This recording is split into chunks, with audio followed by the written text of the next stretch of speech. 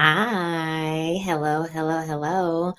Look at how tan I am, y'all. Look at how tan I am. I've been living outside and at the beach. Look at the tan lines. So, yeah, I've been outside. Your girl's been outside. Sorry for being a little bit late. I had a little bit of technical issues. But anyway, I'm back. I hope everyone had a good weekend. Um, and I missed you guys. Don't forget to don't forget to subscribe. I have the Patreon, the spiritual channel, and then I have the links to skincare and then any self-pleasure toys that you guys want. And I'll put the code in the description once this gets uploaded. Okay. So now we can get into the topic. All right. So there's been this saying. I'm glad that you got the notification. And hey everybody in the chat. Also, feel free to chime into the chat. Everyone's real great in there. Everyone's real nice in there. Like it's a really good time. So please don't be afraid to engage into the chat if you are currently watching the stream.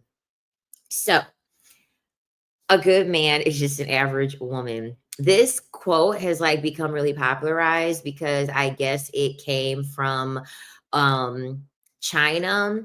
I believe it was a woman in China that kind of like originated this whole thing, this whole saying. And I think it puts a lot into perspective on how you view men and what standards we place on men, and we just give them so much credit for doing things that we just either naturally do or things that we have been conditioned by society to do. And so what happens is that we just give the things men do like a lot more importance because they just don't do it regularly. Okay. So essentially, like the whole goal of this live stream is to essentially put things into perspective on how you're viewing men and the standards that you have for them. Because I don't compare, me personally, I don't compare men with other men. I compare men to like the best woman that I know because I just feel like it's kind of usually what men do, what we do. We compare a man with the worst type of man possible. So oh, he's nice. Well, yeah, of course he's nice because you're comparing him to a man that would unalive you because that is something that happens. Like that is a rational thing to be fearful of. So of course, just someone being respectful or even pretending to be respectful, it's going to seem like they're actually really doing a lot. Because the worst of the worst, it tends to live in men with the capability of the things that they do. So I think it's very important that you don't compare men to the worst type of men. You should be comparing men to the best type of woman that you know. Once you compare them to the best woman that you know, you're going to quickly realize that, like, honestly, there's really not it. We were putting an overemphasis on what they were doing in the first place, is what you're quickly going to realize. Okay. So, the first thing, which I already kind of talked about, but there's like this double standard of praise. And the reason why there's a double standard of praise is because our standards, the standards of what has to be done, are completely different.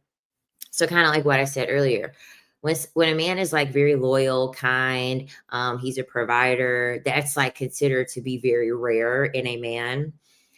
When a woman does the same, no one even knows that she's doing it because it's just what's expected, right? It's just what's expected for her to do. So it's like it's the complete opposite. When women don't do those things, then like that's when you get all that like ridicule. Whereas that's where men live. Like that's where men freaking live when they are doing the things that they're doing the opposite of the things that women are doing.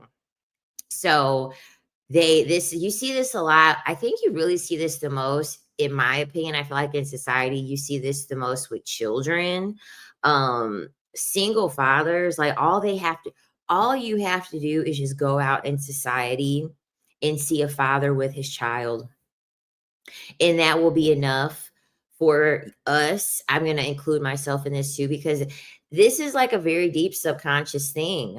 And the thing about it is that upon looking, the first thought that's going to go in your brain, you're going to be like, oh, that's so cute. Like a father spending time with his child. You don't think that when you see mothers with their children, because it's just normal to see mothers with their children.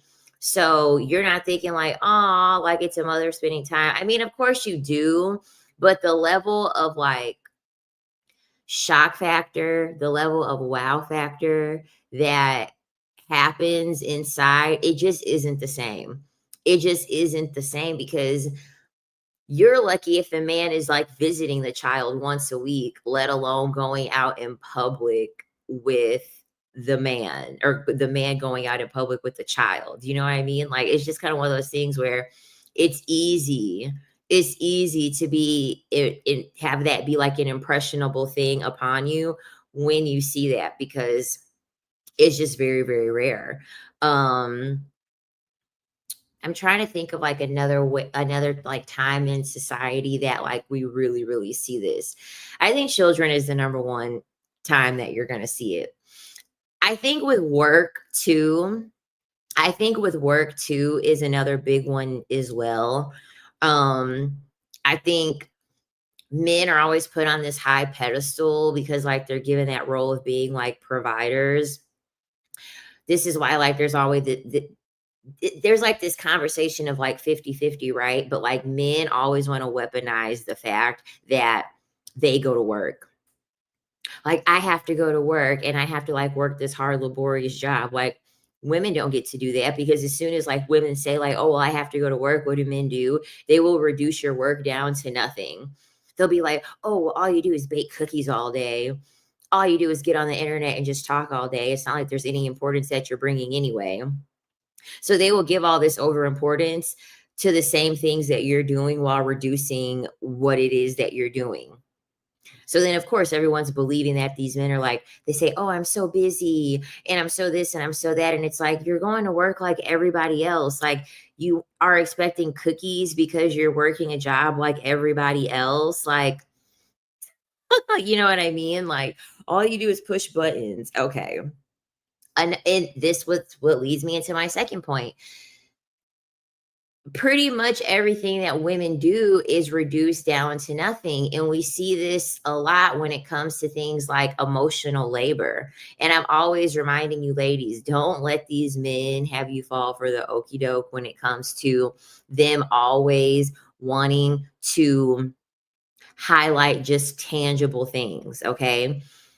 This is how they reduce the effort and they reduce your value, because they only want to bring up tangible things. So, emotional labor. Okay, emotional labor is not something that is technically tangible, but emotional labor is labor, or else therapists wouldn't be getting paid money, or else therapy would not be a paid profession. If emotional labor was worth nothing, it would not be a profession that of which you literally would have to go to college to get an education and even go as far as to get a doctorate in.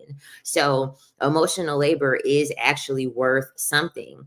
And like women trying to make these things of being like, oh, we're going to go 50-50. Okay, we'll go 50-50, but don't come to me about your problems. If you're only wanting to keep it at money, don't come to me about your problems, and go talk to your problems to somebody else. And then that's when they're going to be like, what are you talking about? What are you talking about? Yeah, because you're trying to reduce my emotional labor to zero. You're trying to reduce the contribution that I'm making to zero, but obviously you see it as valuable, because if I'm telling you that I'm not going to give you that, now you have a problem with that, but you have no problem asking me for 50% of my income or 50% of the bills that we have to pay. So picking and choosing what's valuable and what's not valuable to make you ignore the fact that what you're giving is valuable. So that way you can look at them and be like, oh, well, what he is giving me is so valuable, when in reality, it's not. It's not. And it goes to this thing of like, oh, well, a good man is going to like communicate. He's going to show empathy. He's going to listen. When yet again, women have been like, that's what women do. Like, women tend to have much better communication skills. They tend to be more empathetic. They tend to listen. And like I said before, Those things are very, very valuable to men in a relationship because they're going to look at you sideways if you don't do it, or if at one point you were doing it and you decided to not do it anymore. Right. So the bar for men, like it's set on the floor. It's really, really low. The bar is in hell. And so it's one of those things where women, we're out here giving therapy level emotional gymnastics to men for free. Like we literally are over here being unpaid therapists to men for free. So then we really do look and we're like, you want to know what? Um, I feel so happy when he's opening up to me. I feel so happy when he's vulnerable with me. That really shouldn't be something that you're excited about. It really shouldn't be something that you're excited about because women have no problem with this. Women have no problem really being vulnerable, communicating, being empathetic. I'm not really going to get excited over something that a man is doing just simply because a man is doing it, especially when it's the same thing, especially when it's the thing that I'm doing already. That's why I said I personally, I'm not comparing a man with the worst thing that he could do. I'm comparing him to what I'm able to do because I can do a lot. You know what I mean? Like I can do a lot. So if you compare a man to the worst possible thing that he could do, you're always gonna put yourself in a predicament where it's just like you're gonna be shit out of luck when it comes to your experiences with them because the bar is just so low. It is, the bar is just so low, like for a lot of them. Another thing too, um, this whole thing of like financial stability, men having financial stability. I cannot stand it when women are sitting here like happy and they're naming off the things like, oh yeah, I met this guy and he has a house and he has a car, he has a job. There's never been a time where men didn't have rights. There's never been a time where men couldn't get a bank account. There's never been a time where men couldn't vote. There's never been a time where men couldn't go to college. There really is no excuse as to why we have to add those things. Mind you, those are basic adult things that is a requirement for you to be at ease in life and not have to be in survival mode. So those things, you shouldn't even be getting excited about those things because I know I'm not ever getting excited about a man having basic adult needs. I'm never going to get excited over that because you're an adult. It's exactly what they tell us when they're like, "Oh, you don't hear men saying that we're independent." Of course you don't hear men saying that they're independent. You all never had a time in history when you didn't have rights. Duh. That's why. Because that should be you haven't had to overcome anything. So why should we be clapping for you because you have been able to secure the basic things of life that you've always had access to in all the sectors in life in which would make it easier for you to have access to those things. Like, no, it should just be an expectation. He has a house, he has a car, he has a job, he has financial stability. That should just be that should just be the normal. That should just be the normal. They haven't had to go without having rights or anything. I'm never gonna get past that when women get excited over that. It's the bare minimum. It's the bare minimum for them to be able to have those things. And then meanwhile, women have had to be there from emotionally for people having to be unpaid therapists.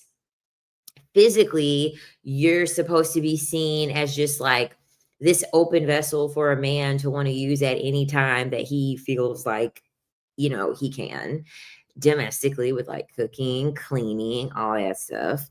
And then now financially, because now we have rights and they are constantly exploiting this. Oh, well, you have rights now. Okay, so you now want to exploit the fact that women now have rights to be able to make money. So as if you didn't exploit women emotionally, physically, and domestically, now you want to do this financially, right? And then still getting asked shit like, what do you bring to the table? Like asking you like 1,000 questions on if you're going to be wifey material. Like, what are we talking about when they're not even doing a fraction of the things that they're requiring of you? They don't even do a fraction of those things. It makes no sense. It makes absolutely no freaking sense. Absolute bare freaking bare minimum. Another thing,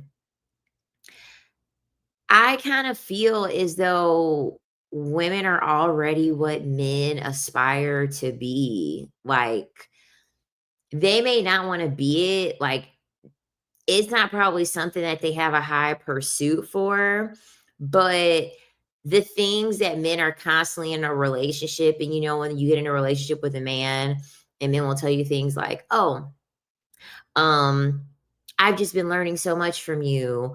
Or women, whenever you have a breakup and you're like, I'm tired of being a lesson for men. Like, I'm tired of having to be a lesson for a man in empathy and patience and multitasking and yada, yada, yada. Um, they realize once they're in a relationship with women how beneficial these things are, and they would do it if they were put in a position to do it, but they don't want to do it because they just get in a relationship with somebody. Like, they're like, oh, well, why should I need to be empathetic when I have a girlfriend who's empathetic? Why should I have to care about multitasking when my wife is multitasking and she's doing everything? Why do I need to have any emotional depth when my wife is the one that has the emotional depths? You know what I mean? Because they look at it like, oh, well, those are all traits that are feminine traits. So I'll just be adjacent to the feminine traits, and then I will just mooch off of the traits that the woman possesses. And then boom, like, now I'm a good person. Like, now I'm a good man because I was able to secure somebody that has all of these great qualities, right? So when a man actually has these qualities, like, it's not anything special. Like, cuz and this is another thing too, therapy, like, mental health has really become highly popularized, right? Mental health has been something that, um we use like the therapy dialogue, and like we use a lot of the like psychological and like therapy speak and things like that. And so this is what a lot of men will also try to weaponize against women to make it seem as if like they've done the growth, because we're so used to men not going to therapy. So it can be very easy for a man to come to you and be like, oh yeah, like, I see a therapist, and I had a narcissistic mother, and I'm reading the four agreements, and I'm reading bell hooks, and it becomes this very performative thing, because they understand that, well, no one taught men don't go to therapy, so she's going to be impressed if I tell her that I go to therapy. She's going to be impressed over the fact that I am working on being empathetic. I'm working on, my communication. She's going to be impressed over the fact that I am working on all of these things. Once again, these are already things that women do. Okay, women decide to go to therapy, women are empathetic, women are strong communicators. Those are things that overall women already do. So I don't care about the fact that you're doing it, because I know a ton of women that are already doing it, and I myself have done those things. So once again, keeping the collective of them keeping the bar low on purpose, them keeping the bar low on purpose, because they want to be able to impress you by doing the bare minimum. They want to impress you by doing the bare minimum, and so they purposely keep the bar low. This is also why they get mad at other men who display like a very, very high standard. They display a very, very high standard, and like they really do try their hardest to be a whole person, um respect women, treat women very nice. That's the reason why men get so mad at that. Men get super pissed off about that because men are like, no, you're supposed to keep the bar low. It's like an unspoken rule amongst men. You're supposed to keep the bar low. That way we don't have to work as hard. Because honestly, if we're being honest, the patriarchal conditioning for men is pretty much created to have them be lazy. I mean, let's just call it what it is. They don't have any beauty standards. They don't have any beauty standards in the beauty standard, if we can even call it that. The beauty standard for men is the fucking dad bod. Like, I think the last time that we ever talked about how, like, overall, like, large in your face, the only time that we've talked about the appearance of a man is the standard is for him to essentially be lazy. The dad bod, and obviously that's curated by men because I personally think this is a biased study, in my opinion.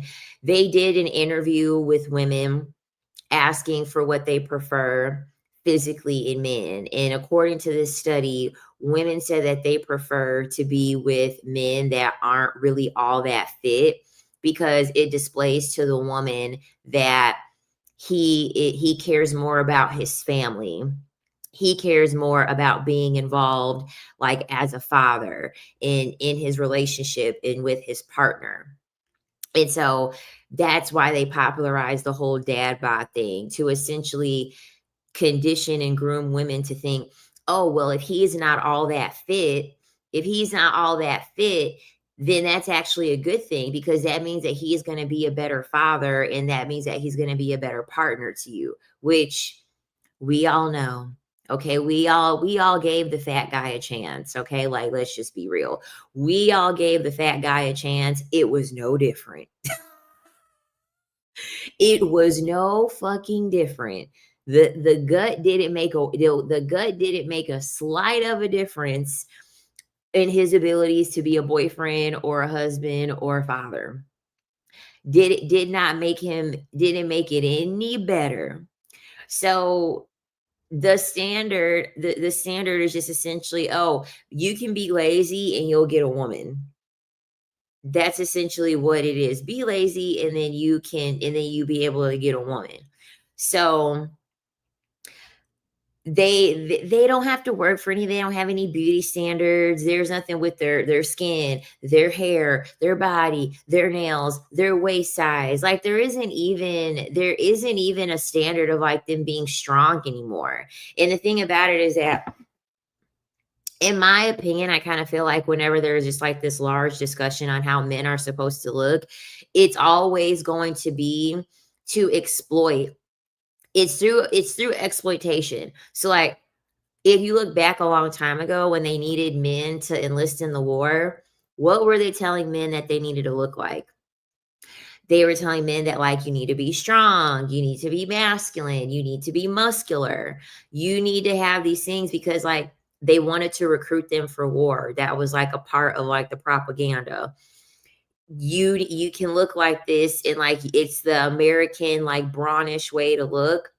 So that way you can be equipped and prepared to fight for your country, right?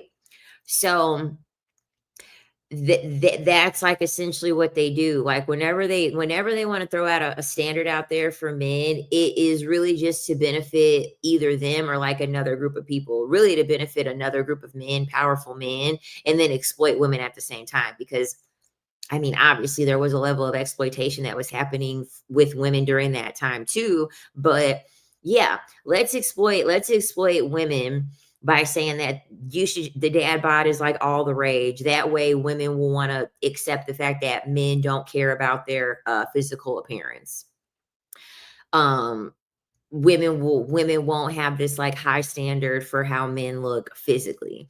This is the reason why um this is the reason why I'm not real big on that. Like, okay, there's two sides to this, right? But in my opinion, this is the reason why I'm not real big on that. Get you a medium ugly man. Get you a medium ugly man because he's going to treat you better. No, he's not. You just pumped up somebody's ego that didn't deserve to have it be pumped up. Because if you're out here in the gym, you done been on somebody's surgery table, you're spending hundreds of dollars a month for Pilates. You're over here spending hundreds of dollars a month for you to be eating healthy. You're investing in your skincare. You're making sure you're going to the salon. You're using all high grade salon products. Um, and you're choosing to deal with a guy who wakes up in the morning and just fucking takes his underwear and puts them on. It keeps freezing. Oh no. And it's not coming up on my thing with like the Wi-Fi signal thing, and it's saying that my Wi-Fi is fine. So I don't know why it's doing that. I don't know why it's doing that. I'm so sorry. But essentially, now I got off subject. I did. I got someone commented that that it keeps freezing. So, but I'm not getting any indication that it's not. Yeah, just leave it. Yeah, just exit out and come back in. But I'm not getting anything saying that the Wi-Fi is acting weird. Um, yeah, like nobody has time for that shit. Like they're over here waking up, putting their drawers on inside out because they refuse to do laundry. Like, and you mean to tell me that I'm over here waking up 5 o'clock in the morning, brushing my teeth, taking a shower, putting on my Lululemon two-piece set, getting my ass in the car, going to the gym, doing my 30 minutes of cardio on the Stairmaster, doing my, my quads and my glutes and my hamstrings and like doing my leg day and stuff, all that. And I gotta sit here and I gotta deal with fucking, a hobbit. You know what I mean? I gotta deal with a hobbit who's doing absolutely nothing. No, no. Mm-mm-mm-mm. Absolutely not. I'm not doing that. I'm not pumping up the ego of a man who's out here not doing anything. Because guess what? If the shoe were on the other foot, they wouldn't be if you didn't look like how they wanted you to look, they wouldn't be giving you the time of day. They wouldn't be giving you the time of day. Y'all, I don't pay for the Wi-Fi here, okay? The people that rent out to me, they pay for this shit. And I know it's Spectrum because they've mailed the bill here. They mail the bill here, but y'all, I didn't even choose the Wi-Fi. I'm not even from this place cuz yeah, I always use Xfinity. So I don't pay for the Wi-Fi and I don't pay for the water, the electricity. All I do is pay the rent. So, um, and I'm sure the rent is probably like adjusted for me to kind of cover those things to some extent. But yeah, because they're definitely using Spectrum over here. I'm just mingling with y'all in the comments because I see Spectrum. Because when I got here, I was like, what the freak is Spectrum? Like, what the freak is that? I've never heard of that before.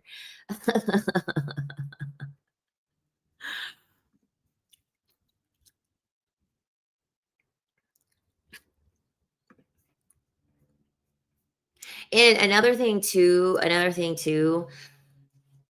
it's better for you. It's better. I have this mindset. If I can't have a man that's at my level, I'm not going to have a man at all. I'm not going to have a man at all. I'm sorry. I'm not going to have somebody in my life who is not doing the same thing that I'm doing. I'm just not going to do it. And the thing about it is that women are so afraid of being alone that we have to lie to ourselves. Women will be so afraid to be alone. And so they have to lie to themselves and give themselves credit for things that men are doing. Have y'all she deleted the video like most wives do. She deleted the video, but she posted this video and she was talking about how she comes from a very Christian, religious background. She makes a video and says that her husband is the leader of the household, even though she is the one that covers all bases with the economics of the household. She is the one running the household. She is the one that she says that like naturally she's more assertive than her husband. She says that naturally she likes to lead, and I think she said she earns more than her husband. And she was like, but he's the leader. He's the leader, even though I'm more assertive than him, even though I'm the one that is running the household. My husband is the leader. My husband is the leader. And it's like, no, he's not. No, he's not. Like what on his resume with everything that she just named, she did not once name anything that she did not name anything that would make him be deemed as a leader. And I remember she deleted it, but so many people stitched the video that like you can have access to the video still. You want to know what I put in the comments? You want to know what I put in the comments? I said she sounds like a leashed collar dog that's walking itself. You ever see those videos of those dogs and they just take themselves for a walk? The owner puts the leash on them and then the dog just holds the leash in their mouth and the owner's just there walking. The owner's just there walking and the dog's just walking itself. Like that's what it kind of reminded me of when she had said that. It's like, girl, you got a leash on for no reason. You walking yourself and being like, oh yeah, my owner walks me. My owner takes me for a walk. Whole time you out here walking, you got the leash on, you holding the leash, you walking yourself.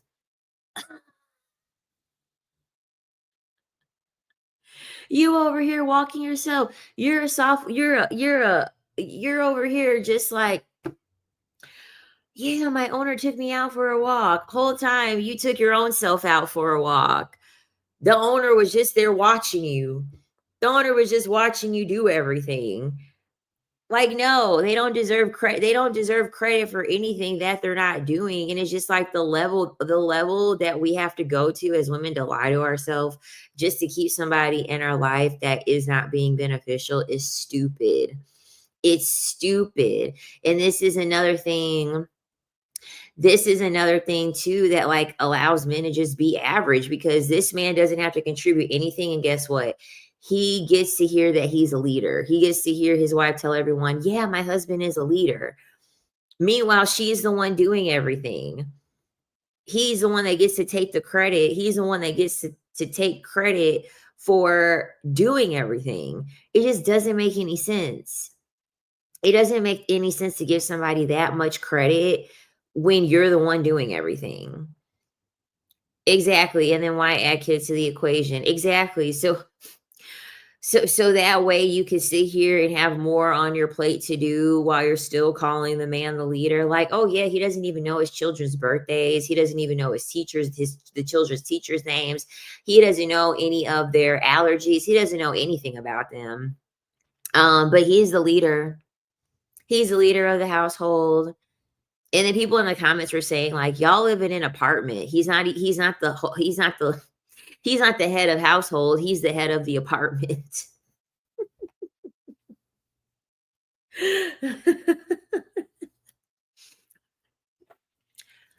He's not the head of the household. He's the head of the apartment.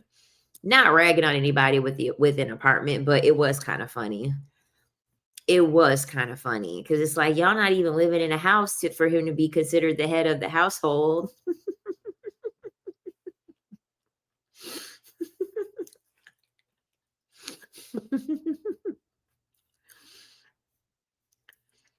Like, I'm sorry. I'm sorry. I saw that video, the girl who got engaged. She was like, "They told me not to cook. They told me not to clean." And she was over here bragging, like showing her ring or whatever. And I'm just like, just ridiculousness. Just ridiculousness. And the thing about it is that those videos never age very well. Those videos never age well. Honestly, I think at this point I'm feeling like I'm asexual. Like honestly, I'm feeling like I'm asexual. It's like I see beautiful people. I admire beautiful people, but as far as me, like, wanting to go the distance with them, no, and I had no idea that Khloe Kardashian hasn't slept with anyone in 3 years. I had no idea, but I figured she hadn't. Chloe seems to be the only one that has some bit of common sense, or that came to common sense a bit quicker than everybody else. He probably saved ring money by her going 50-50. Oh, for sure. If she didn't pay, that's the thing too. Like, I don't get excited for like the ring when I see people like, I got the ring, I got the ring. Child, they could be the one on the financial plan for the ring. And my thing about it is this. This is what I say about wedding rings. Okay. She says that she cooked. She says that she cleaned, right? How much do y'all think that what's like the average cost of like a wedding ring? We'll just say like $5,000. I'm just gonna guess $5,000. Um, okay, if you're cooking and you're cleaning before you get the ring, okay, so you're a chef. All right, so you're a chef. You are the cleaning lady. Uh, you are a therapist. Just with your unpaid labor alone, you essentially probably paid off that ring with your labor yourself within like what, 8 weeks?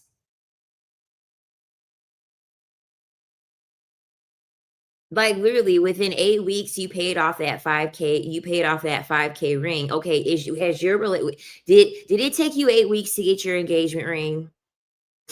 Did you get your engagement ring in 8 weeks? No, you did not get your engagement ring in 8 weeks, which means at this point, you're continuously paying for your own ring with your unpaid labor. This is what women don't realize. They'll be begging for a freaking ring, doing all of these wifely duties and not realizing that you're asking for a ring that you freaking technically paid off with your labor forever ago. Forever ago. Imagine these women that have been in these relationships with men for 5 years to 10 years, and they still don't have a ring. Their ring should be $2 million. They should be getting a $2 million ring. They should be getting a $2 million ring for all of the unpaid labor that they have subjected themselves to just to say that they got a ring. Like, are you kidding me? You literally could go out there and buy your own ring and just tell everybody that you're married. You literally could go now and go get you a freaking 5K ring and tell everybody that you're married. And guess what? No one's gonna fucking know. No one's gonna even fucking care. They're gonna be like, damn, that's a nice ring. You literally could go out and get your own ring and just tell everybody that you're married. And they're gonna believe you because you have a ring. Because that's all it's symbolic of. All, people just see a ring and already know. They're just like, "Oh, okay, she's married." Like, that's the beauty of symbolism. People just see the symbol and they know the association with it. So you don't even have to go out of your way. You don't even have to go out of your way to, like, do any of this stuff. I used to feel I'd be okay with any ring, but no, I need more. Yeah, the ring. They this. Oh, and this is another thing too. They say that the ring should be 3 times the woman's monthly. No, is it the man's income? No, it's the man's. I think it's supposed to be 3 times the income. I can't remember because I can't remember the rules, but it's 3 times the income of one of them. It's supposed to be 3 times the income of one of them. Once again, you should be counting the unpaid labor too. You should be counting the unpaid labor too that the woman is putting in to add on top of the ring. And it has to be in, you need to do a continuous upgrade. You need to be doing a continuous upgrade. Cause because the men that I've dated, my ring should be about $15,000. My ring should be $15,000. And you got women out here begging. You got women out here begging for a cluster ring. You got women out here begging for a cluster ring. I'll take a ring from Target. Just please give me a ring. I'm like, "Oh my god, that's it. That's scary." It could Some women are over here saying they'll even take a ring pop. I'll even take a ring pop. I'll take whatever it is. I'll take whatever it is you give me. Just as long as you ask me those words, will you marry me? I don't care I don't care what it is. I don't care if you take a ring and make a paper ring, like I don't care. I don't care what type of ring it is, just as long as you ask me.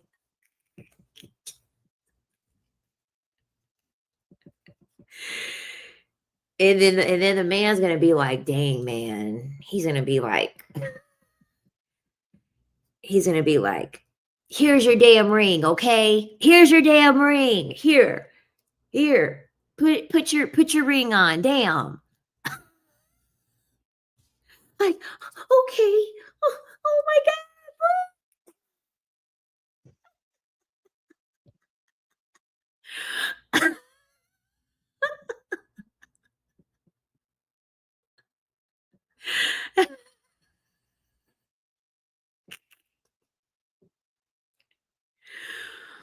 He put a stapler. He put a stapler. Make sure it can be stable with the paper ring.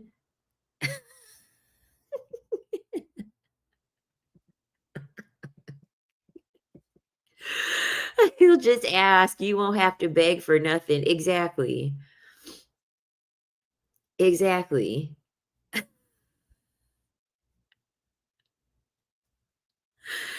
Yeah, I call it the here damn ring. Once you have asked a man repeatedly to marry you, and then they finally give in and they're like, "You wanna know what? Okay, fine. I'll just marry you." That's the here damn ring. Here, damn, like, you won't shut up about this ring, like, it's coming up in every conversation, and I can't find anybody else. I can't keep anyone around.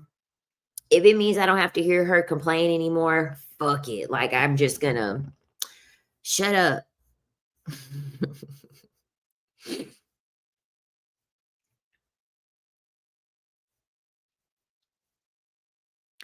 Do you think only a few women are happy in their relationships? I look at it like this. Happiness is subjective. And for a lot of women, happiness is just fitting the societal standard of what women are supposed to, deem as necessary for us to be accepted in society. And that makes a lot of women happy until it doesn't, until they realize that the currency of that is not worth anything. You know what I mean? Like, women tend to be very happy when they get asked out to be in a relationship. They tend to be very happy during that time because they're like, yes, I have confirmation that someone is choosing me. Women tend to be very happy when a man chooses to marry them because they're like, yes, more confirmation. Then they get happy when they're like, oh, yay, we're pregnant. You know what I mean? Because they're getting closer and closer to this promised land. They're getting closer and closer to this promised land of achieve all these things and you'll be happy. Go get your family, go get your man, go get your kids, and you'll be happy and everything will be perfect. And then they quickly realize, like, they were on a high, and then they realize, like, as life keeps playing out and they see what comes along with these things over time, they're like, damn, like, I'm just kind of here. I'm just kind of here. But I think on a deep level, no, most of them are not happy. They're just brainwashed so they think that they're happy. That's what I think. I think most of them are just brainwashed to believe that they're happy.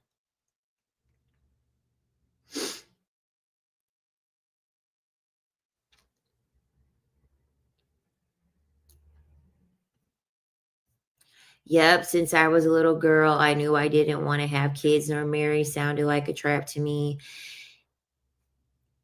Ooh, nice. She gonna go see Enrique Iglesias. Let us know if he how he looks still. I think he's I've seen Enrique Iglesias in a video, like not I would say maybe a year ago. He still looks really good. He still looks really good. Exactly. Just give me some money. I don't need no damn ring. I'll get me a ring off of Amazon. Ain't nobody gonna know. Ain't nobody gonna know. And I didn't grow up with a family at all that cared about I didn't grow up with anybody that cared about marriage or was married. And all of the women who were married, they never did it again. I don't think that there's a single woman in my family that remarried. There's only one. There's only one woman that I know in my family on both sides that remarried. The rest of them, like that was a clear sign for me.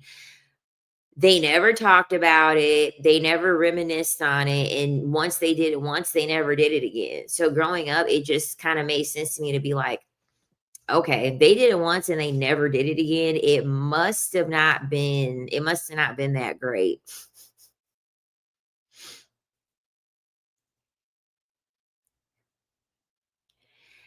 And the thing about it is that when it comes to parents, we've all had a bad example with parents in some aspect in our life, whether it's with relationships, whether it's with money, whether it's with like community building, whether it's with like substance abuse, whether it's with, narcissism or mental illness or something like that. We've all had bad examples in some way, shape, or form. Um, but for me, it didn't manifest in a way in relationships. Like I never seen my mom put up with bullshit from a man ever. I never seen her tolerate or put up with bullshit with a man ever. Like as soon as a man was getting out of line, she was like, get the fuck out.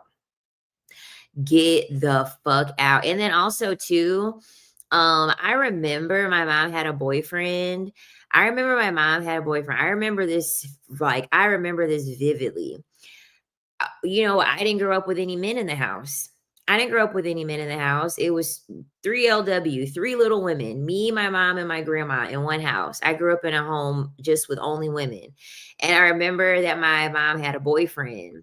And I remember that at the house with us, and they got into like a really, really heated argument, and they both started raising their voices, and like I could see how angry he was getting. And I remember my body's response to that. Like I literally remember like being like fearful. I remember like being fearful because you could just feel his energy and how angry he was and like how mad he was. And I am so glad that that was the first and last time that I ever had to grow up with a man acting like that in the same household as me. I have so much empathy for women who grew up with a household with both mother and father, and they had to constantly live like that. They had to constantly hear their parents argue because I only had to experience that once. I only had to experience that once, and I'm so glad that I never had to experience that again because I remember that that was like I was scared. I was scared, like, my body was picking that up, and I was really, really young. So I can only imagine what that would be doing to a child, and they have to regularly experience that, because honestly, it was kinda traumatizing, and he didn't even physically lay hands on my mother. You know what I mean? He didn't even get physical. So I could only imagine how that would be if you had actually seen something, like, domestic happen. Mm-mm. And so that was another thing too. Because I didn't see that regularly, it is something that I had a very low tolerance for because I didn't see it. So whenever men would get angry and raise their voice and stuff like that, um, overall, my tolerance would be pretty low my tolerance would be pretty low because I didn't even like it when my mom yelled at me. Like whenever my mom would get angry, I didn't even like that. I would start busting out crying because I'm like, this is like weird. This is scary. I don't like what this response my body is like having, this reaction that my body is having toward this. So I couldn't imagine a child. I couldn't imagine a child having to constantly deal with that. Um, Cause yeah, I used to be like, "Oh no, I don't want some you not yelling at me. You not yelling at me." Thank you. Thank you. I got a nice tan. I've been outside. I've been with Mother Nature. I have been. I've been out with Mother Nature. So I got a nice tan.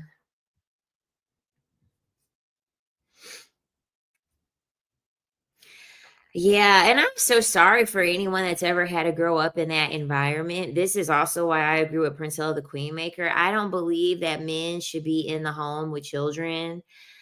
I genuinely don't believe that they should be in the home with children. Um, their fuse is very short. They crack under pressure. Um, they don't do very well with conflict, and they tend to get very aggressive over nothing. It's just not the way that they react to things is just not healthy. It's not healthy for children to be observing that behavior. It's not.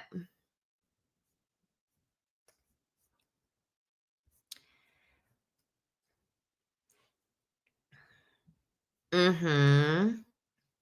And the thing about it is that, like, this is why I think, this is why usually it with, like, animals and stuff like that, the men tend to all be in, like, the same, um tribe. They tend to all be in the same tribe. That way they can use that aggression to compete with other men. The aggression is misdirected. They should be using that aggression to go argue with other men and deal with other men, not be getting mad at women. The anger is misdirected. So I only seen someone talking about the TikTok. I haven't seen the TikTok itself about the woman saying that she would ditch her friend if she cheated on her man. Um, but me personally, I could never agree with that. I've helped women cheat.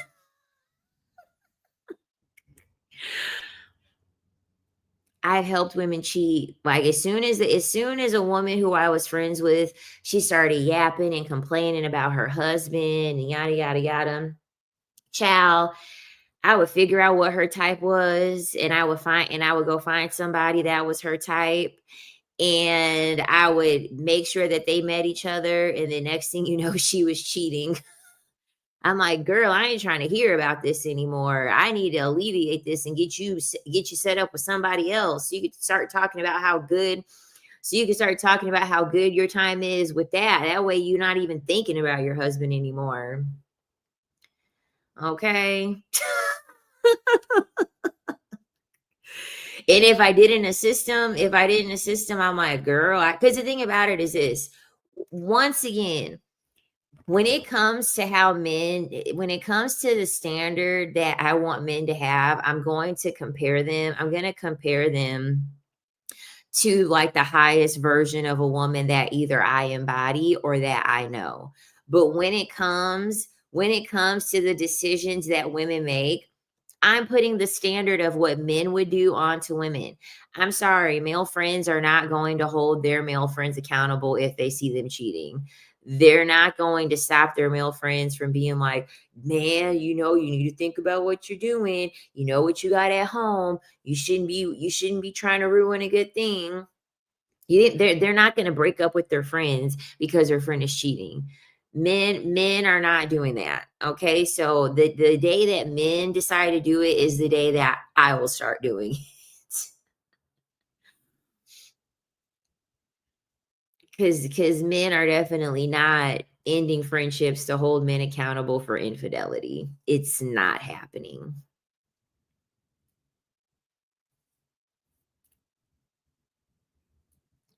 I'm not having kids. I will cheat too. My mom cheated on my dad and left him for my stepdad.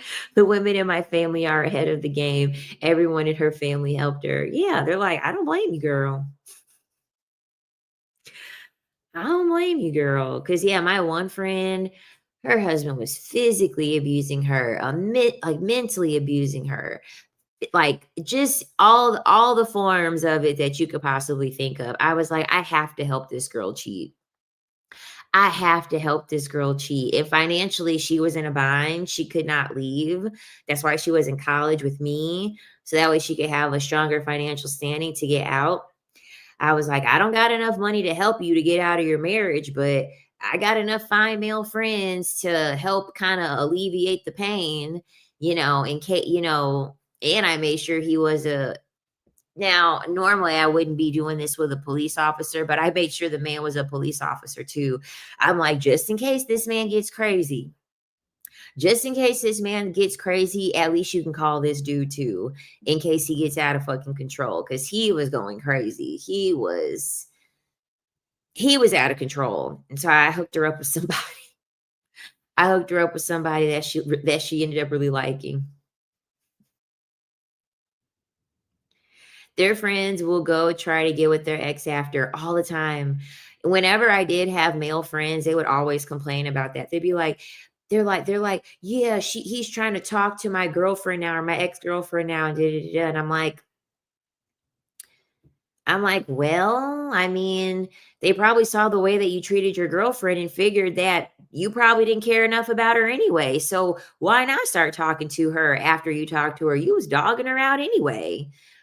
That's the thing I don't get about men. They'll get mad that their friends start talking to their ex-girlfriend, but prior to that, all they did was brag about how they're dogging their girlfriend out to their friends. Like, so you're over here, it's like the DARE program, like on the DARE program when they were trying to get people, they were trying to get kids to not do drugs. And they're like, yeah, don't do those drugs because it's going to make you want to sleep with people and you're going to be having a good time. And, you're just going to be like full of life and full of energy and just enjoying all of your time. But don't do drugs. Don't do any illegal substances. And it's like,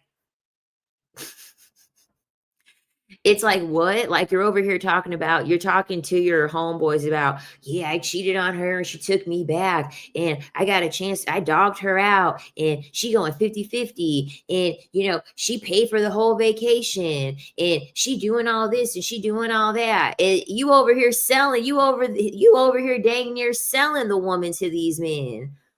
You dang near selling. They over here listening like, she paid for all of that.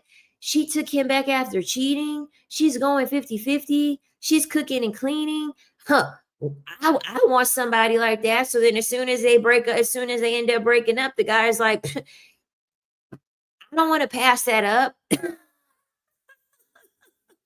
Seems like a pretty good deal. Seems like a pretty good situation to be in.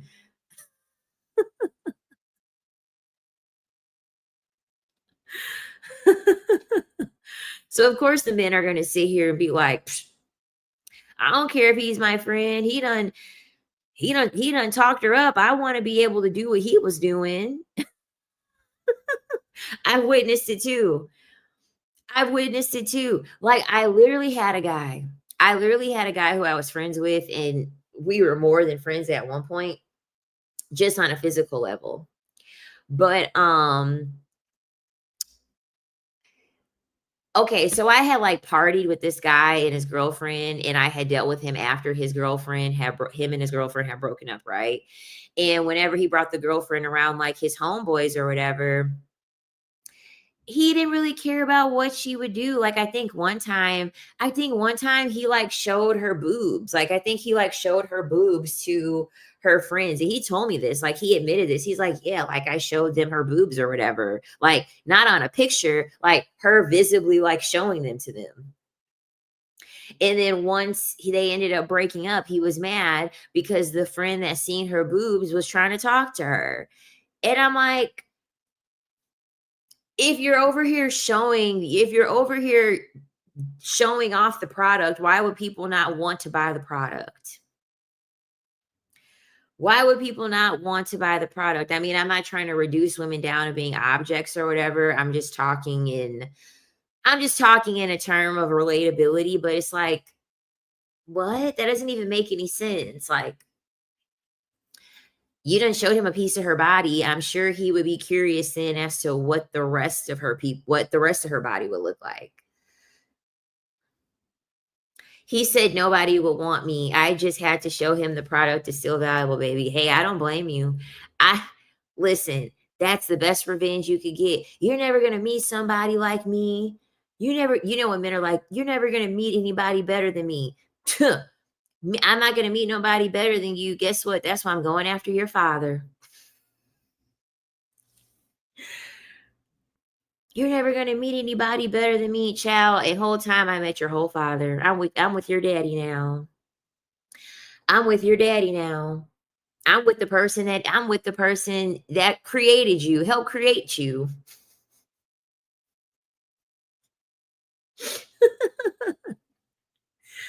I'm with the OG now.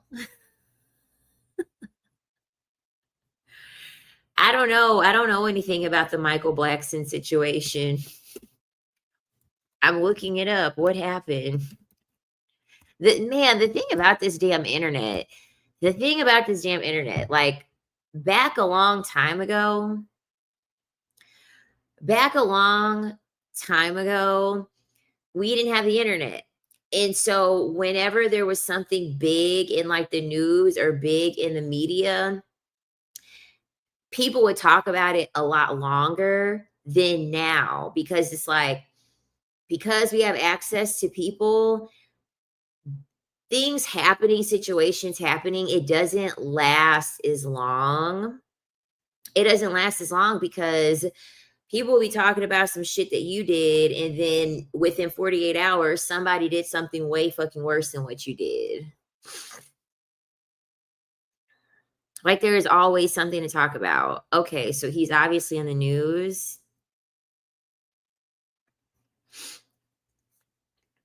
Michael Blackson apologizes to ex-fiance Rada after cheating to have baby with close friend. Michael Blackson has apologized to his ex-fiance Rada Chiang after he cheated on her with his close friend and became a father. Typical.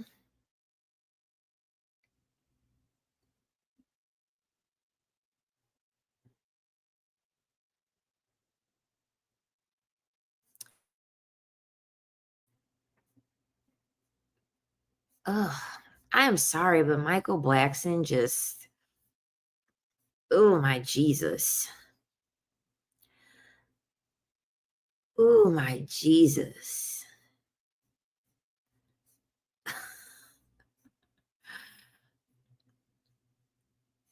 Yeah, the internet was created in 1991, and it's really not even long ago, honestly. This is the reason why when people are like, "Black men don't deal with black women," I'm like, "Chow, I don't care if they do, because look at what they're doing to other races of women."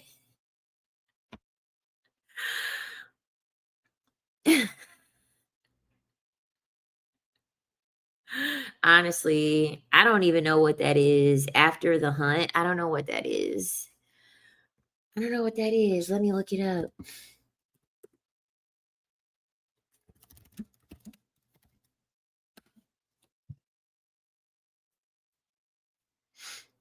Oh, it's a movie?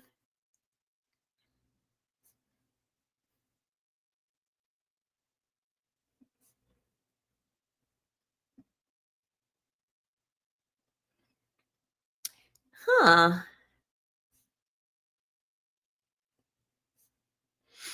I don't watch movies very often. I don't watch movies very often. I'll go check it out though.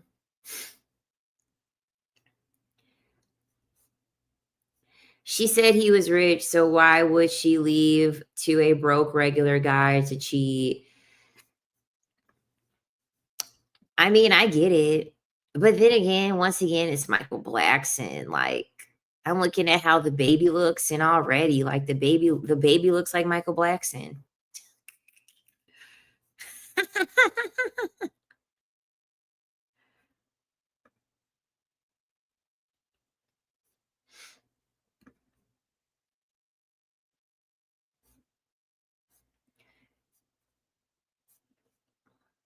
And the thing about it, but, like, he's 52 years old.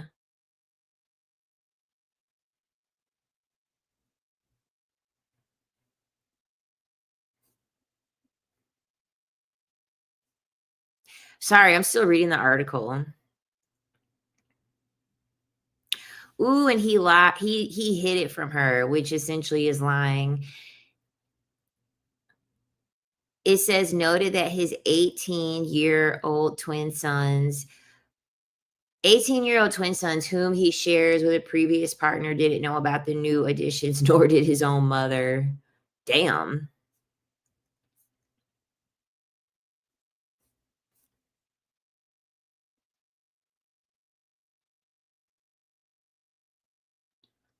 I'm only dating women that ran out of period or had a hysterectomy. Lord have mercy.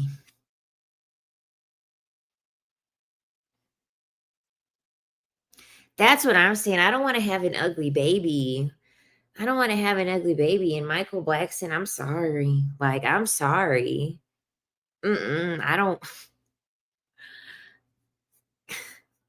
and I don't even, I actually like gapped teeth. I do actually like gapped teeth. My grandma has gapped teeth, but that is like a large, large, large, large gap. I'm not,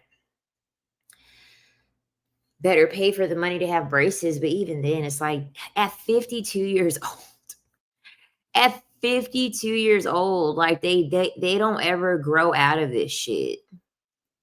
That's what's so crazy. They don't ever grow out of this shit. They just stay doing this stuff forever. And I don't wanna have a child either. No, I don't wanna have a child either. Why? So that way the father could do whatever they wanna do? The father can do whatever they wanna do, and I actually have to be a mother? No, thanks.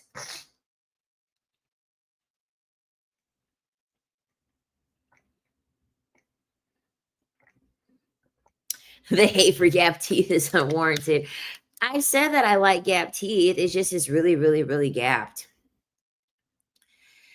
It's really, really, really gapped.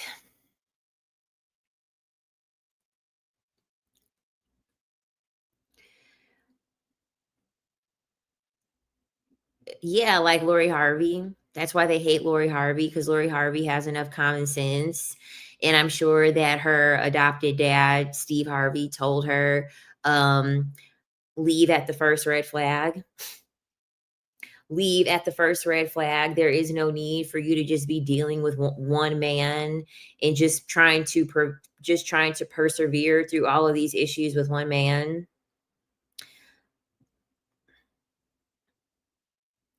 Let me see, Michael. Let me see how big his gap is,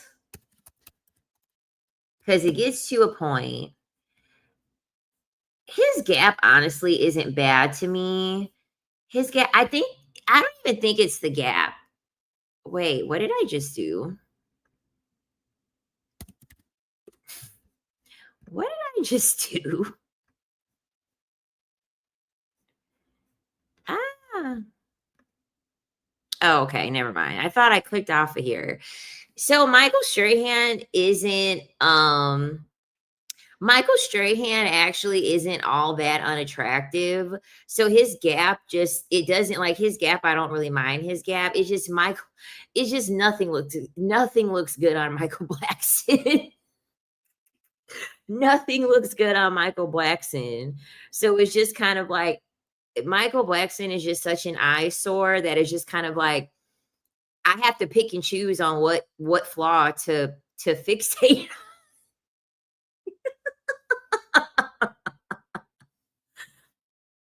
Like, honestly, like, nothing looks good on Michael Blackson, so it's like, what do I the biggest thing I could pay attention to is the gap, but it's not like anything else looks good on him. You know what I mean? At least Michael Strahan, like, you know what I mean? There are other features on him that actually like look good. So it's just kind of like, okay, I don't have to like fixate on the gap. Nothing looks good on Michael Blackson. So it's just kind of like the gap is just the most obvious thing that doesn't look good.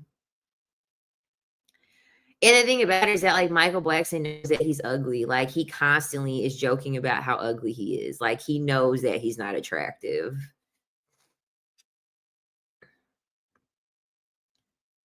Like, yeah, like, I'm looking at pictures of him and it's like his eyes, his teeth,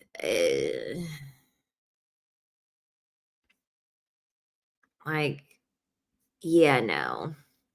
And then to add insult to injury, he's always like doing creepy stuff with his eyes too. Like he always has his eyes like bugged out and stuff like that. So it's just kind of like uh,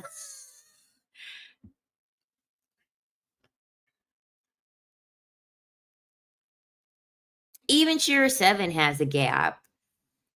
Even Shearer 7 has a gap. It's hard to tell now because she got lip fillers, but in her older videos, she definitely has a gap and like her gap looks good. My grandma has a gap and she looks good with her gap.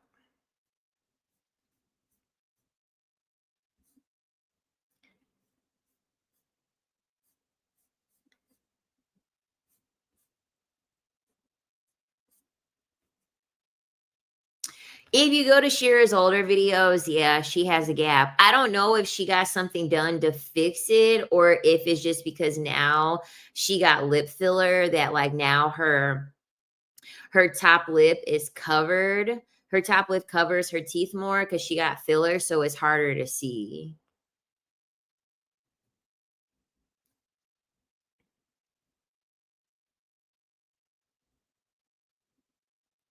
If Kevin Hart was tall, he would be slaying everybody like Trey Songz. Exactly. Trey Songz kind of gives me creeper though. I mean, we all know Trey Songz history, but like he's just never been that attractive to me. I've never really been attracted to him. It's something about his eyes. I'm really big on eyes. I'm really big on eyes when it comes to men. Well, really people in general. Um, yeah. I like Shira, I liked her better too when she had a little bit more weight on her. Cause cause I think Shira does have dimples. I think Shira does have dimples. And like when as someone that has dimples, I don't like to get too like skinny. I don't like to get too skinny because then I'll lose weight in my face. And it just takes away. It just takes away the fullness and like the cute factor. The cute factor of the face. She still looks good though. Don't get me wrong. Shira still looks good. I really find men attracted, to be honest. Ain't that the truth? Ain't that the truth? Just the name Trey Songs is a red flag. Yeah, it just doesn't look it just doesn't look good. It just doesn't look good when you have like dimples and higher cheekbones and you don't have all the additional fat to kind of fill in. To kinda, like, fill in your face, because I literally had a video come up on my For You page of, like, much older Shira content, and that's immediately what I thought. I was like, "Damn, she looked really, really good here." Yeah, she has dimples. Yeah, I love having a little bit of facial fat. I love having a little bit of facial fat. Chris Brown used to be cute. Chris Brown looked like a cracked out he looked like a crackhead now. To me, he looks cracked out to me. In my opinion. Like, I don't know. All of these celebrities, they done they're doing too many substances.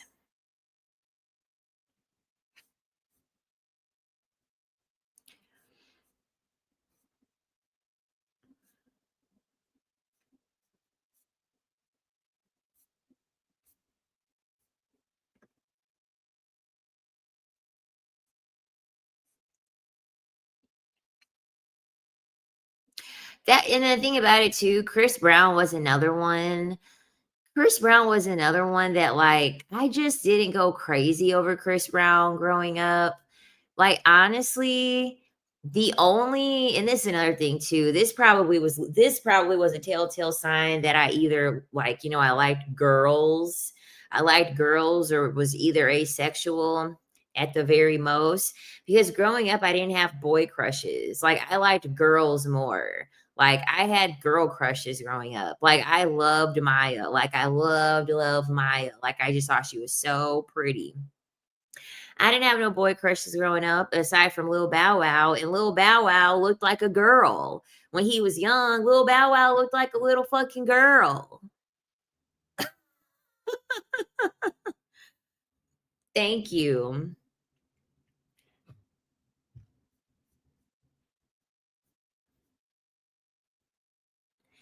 Yep, face fat is good for women when they get older. Yes. And it's so crazy now because someone made a really good point. I was watching a video and they were making a very good point. Um, have you all heard of like the buccal fat removal or buccal fat remover, where like you get the fat taken out of your cheeks to make them more hollowed, so they be looking like everybody be looking like this. There are like more and more celebrities that are like getting that surgery now because they're realizing that common people are getting surgery. And so, per usual, they want to separate common people from like celebrity Hollywood status people. And so, like, the buccal fat removal, like, it's starting to become a thing where they're using it as like the next surgery to like separate themselves from common people, since regular people can get lip fillers and Botox and, rhinoplasties and stuff like that. They're like, let's hollow out our cheeks. Dude, the women look terrible. The women look terrible. And like, I did bodybuilding, okay? I had that look with bodybuilding and I looked old. Okay. I look like I aged 10 years sooner. Having facial fat as a woman Having facial fat as a woman is like a really good way to keep looking young, is to have some facial fat. Obviously, genetics will play a role too.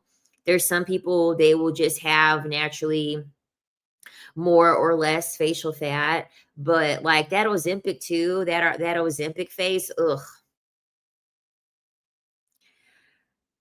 Randy Orton, my crush, he looks shitty now. Oh, isn't that a wrestler?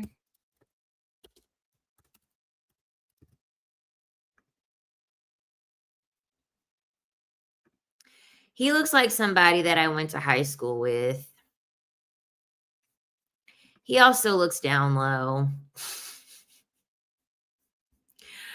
Like, I don't know, like, there's just some men that I look at and, like, I just picture them perfectly with a man. Like, it only makes sense for me to look at them with another man, and, like, I've always looked at Randy Orton that way. I'm like, there's no way that it makes sense for him to be with a woman. It makes sense for him to be with a man.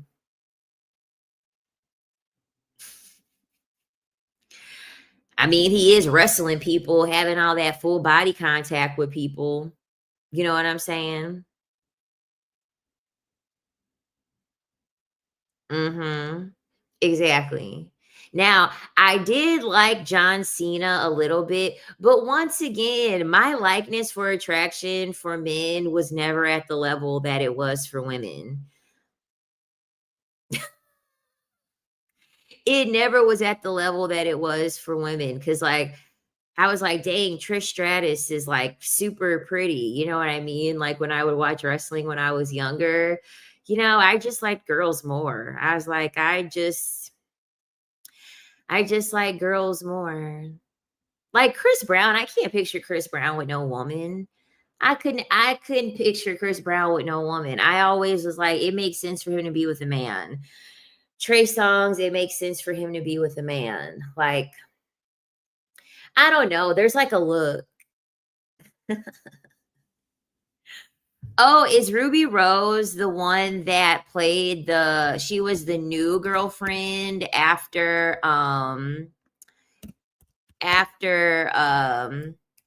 what's his name's left. Yeah, I always thought she was super attractive. I did. I always thought that she was super attractive.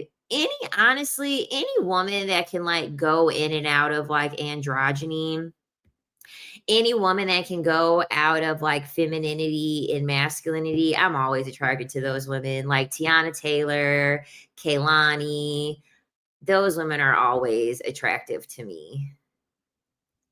Yeah, August Alsina is August. And the thing about it is that as August Alsina got older, he just got more and more DL. I never was attracted to August Alsina. I was like, he's definitely DL. He is definitely DL. Like I don't think Jada Pinkett had an entanglement. I think it was Will, Jada, and August. I think it was Will, Jada, and August. That's why she said entanglement. You can't get tangled up with two people. You can't get tangled up with two people. Yeah, I like Kaylani and K1 together. I figured that they were with each other because when they did that song Worst Behavior, you could hear it. You could hear it in the song. And even on the album cover, you could see the chemistry in the cover of that single and you could hear it. You could hear it in the song. I knew that they were going together. I knew that they were going together when I heard that Worst Behavior song. I was like, "Oh yeah, they're definitely bumping kitties." They're definitely bumping kitties. You could just hear it on the song. Mhm. She said, "I'm sorry, I can't stand Kehlani." I don't listen to really any of her music. Honestly, I don't really listen to any of her music, but I think she's attractive, but her voice I'm not crazy about. I'm not crazy about her voice, but I feel like she's a cute girl. And yes, Kehlani always got somebody new. Okay, like Kaylani gonna swing one way, then she's gonna swing the other way. And like the thing about it is that Kaylani, the next she gonna be with the tree next. She gonna be like, "Yep, it's me and my tree."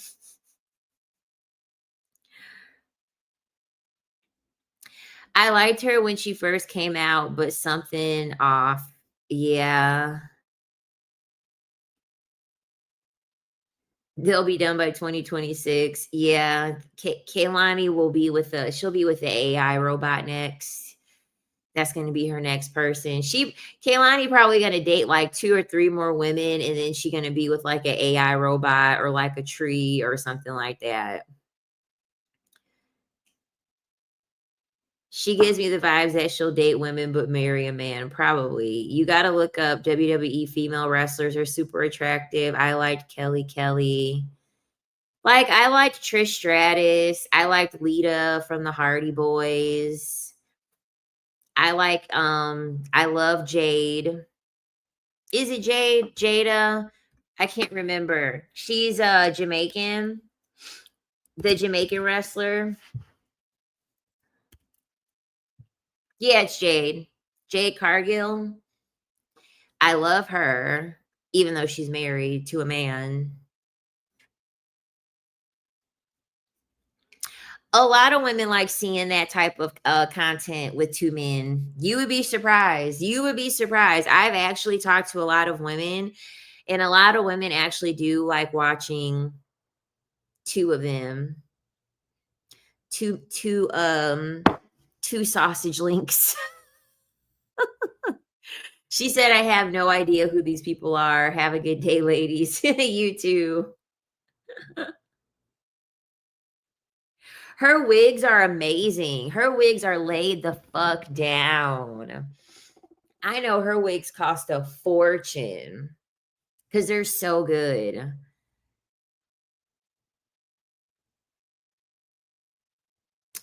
No, no, I think it's like I don't know. I don't watch that stuff, so I don't know in what context that they're talking about it in.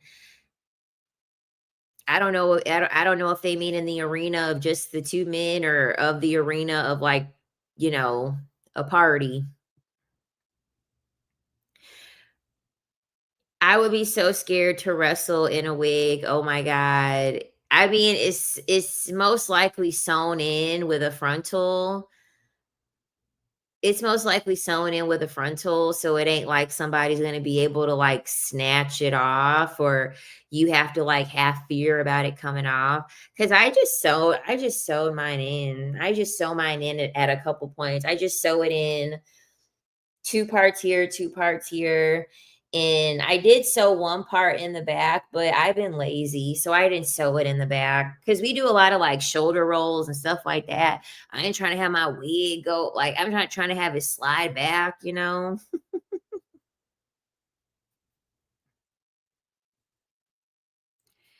I just worry about the lace lifting. Child, the thing about it, people gotta be so close to you to be able to see your lace lifting. 'Cause as long as it's the same as long as it's close to the color of your skin, people gotta be pretty close to you to see your lace lifting. As long as it matches somewhat close to the color of your skin, it'll be okay. Child, she mixing Bold Hold and super glue probably. I was horrified with that audio that was circulating that people claimed was Diddy and Meek. I had nightmares about that audio, child. Aw, thank you. Your wigs be looking great, perfect volume, not bulky, A1, thank you. I really do love OQ hair wigs, and as long as you put, like, leave-in conditioner in them as long as you put leave-in conditioner in them after you wash them, they tend to not really tangle, they tend to not shed, but that's, like, the secret trick that I realized, you gotta put leave-in conditioner in the wigs. She said, "My head is too small and my hair is too big for wigs, I wish." Go to an African and get it braided down, and then get a wig like this that adjusts in the back.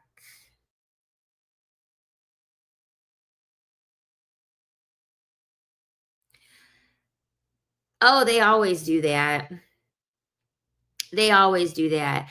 I have, like, 3C, 4A hair. I have a mixture of textures. I would even go as far as to say that, like, my crown is probably, like, 4B. My hair has multiple personalities. My hair has multiple personalities. Like, from here I would say probably from here to here back, it's all 3C.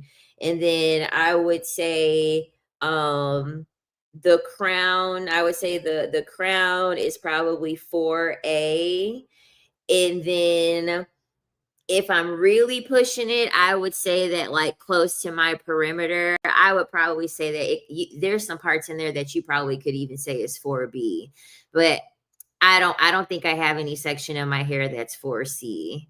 Because when I take a shower and when my hair air dries, majority of my hair keeps a curl pattern. Child, I be letting my braid down staying forever. Guess what? I just wash my hair with braids in. I wash my hair with the braids in. I literally just washed my, hair with the braids in on Saturday. I thought it was weird too, and I used to get so frustrated. I used to get so frustrated because whenever I would see, women style their natural curly hair, I used to get really, really frustrated because when I would see them style their hair, I'm like, how come it's all the same? How come it's all the same? Because I would struggle so much with the crown of my head. I would struggle so much with the crown of my head and then like these 2 parts here. It's a very, very small section that I could confidently say that I think is 4B. I would get so frustrated because I'm like, it's not matching the rest of the texture of my hair. And then my curly hairstylist had told me, she's like, "Yeah, it's not matching the texture of the rest of your hair because you just have multiple textures of hair in your head. Like you just don't have the same, you don't have your whole entire head being the same texture." And that's the thing too. Mine is opposite. I'm loosest 4A in the front and mostly coily in the back 4B. Oh, okay, cool.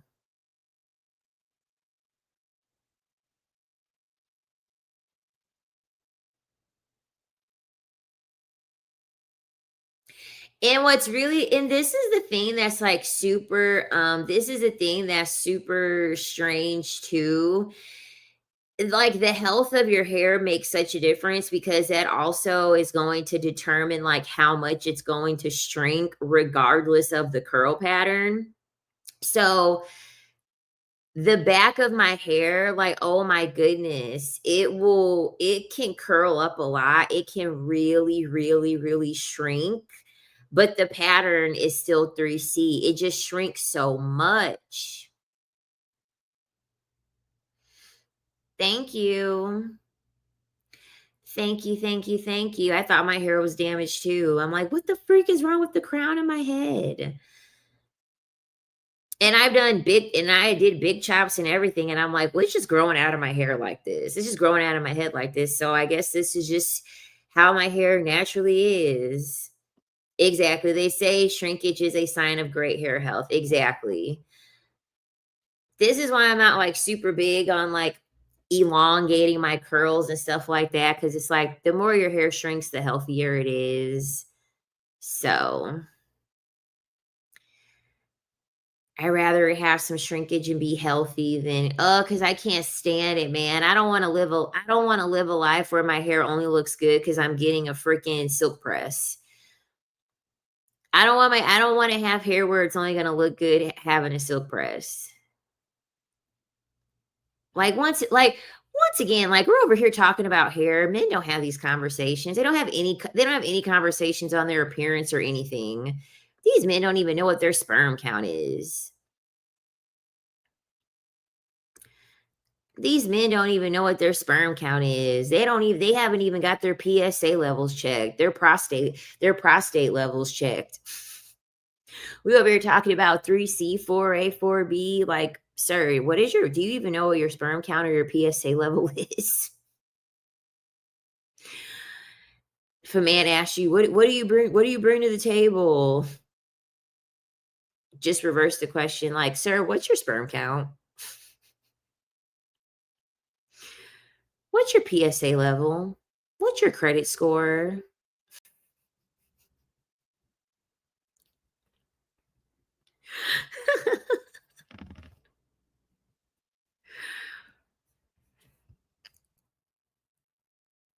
Girl, I talked to before on one live stream, but there was a guy that I talked to, he said he hadn't been to the doctor in 10 years. I was like, "Oh, I'm in danger. I'm in danger."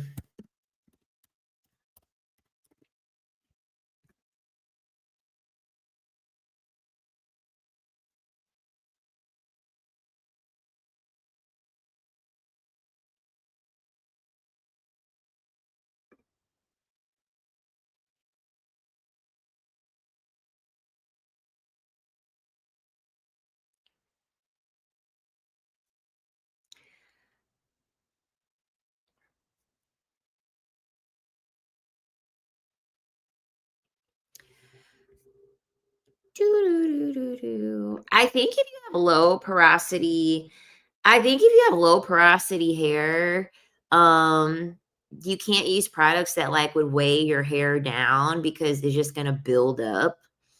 It's just gonna build up the product. The product's just gonna build up, so I don't think you can use anything, like, very heavy. Um, excuse me. Ooh, child. And using, like, heat. Like, I feel like if you have low porosity hair, you probably should get, like, a steamer.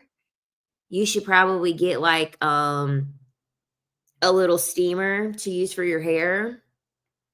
That way it can kinda open up your hair a little bit, like the cuticles of your hair a little bit. That way product can actually penetrate. It can actually penetrate your hair and kinda instead of just sitting on top of your hair.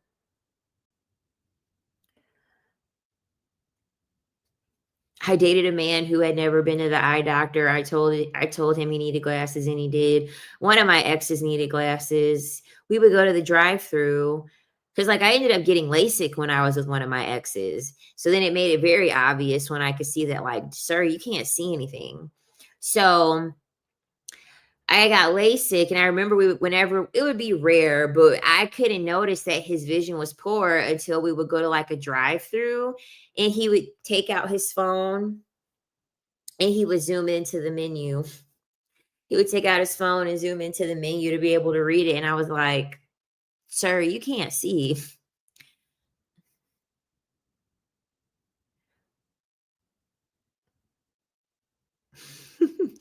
It mostly be men at fast food places. They don't care about seeing the doctor. They sure don't. They're like, "Imma eat this fast food and Imma die happy. Imma eat this fast food and Imma die happy." And the thing about it, so when I was at the beach is a very hard place for me to be going to, which is why, like, it's a big deal that I, like, went to the beach, this past weekend, and I went yesterday too.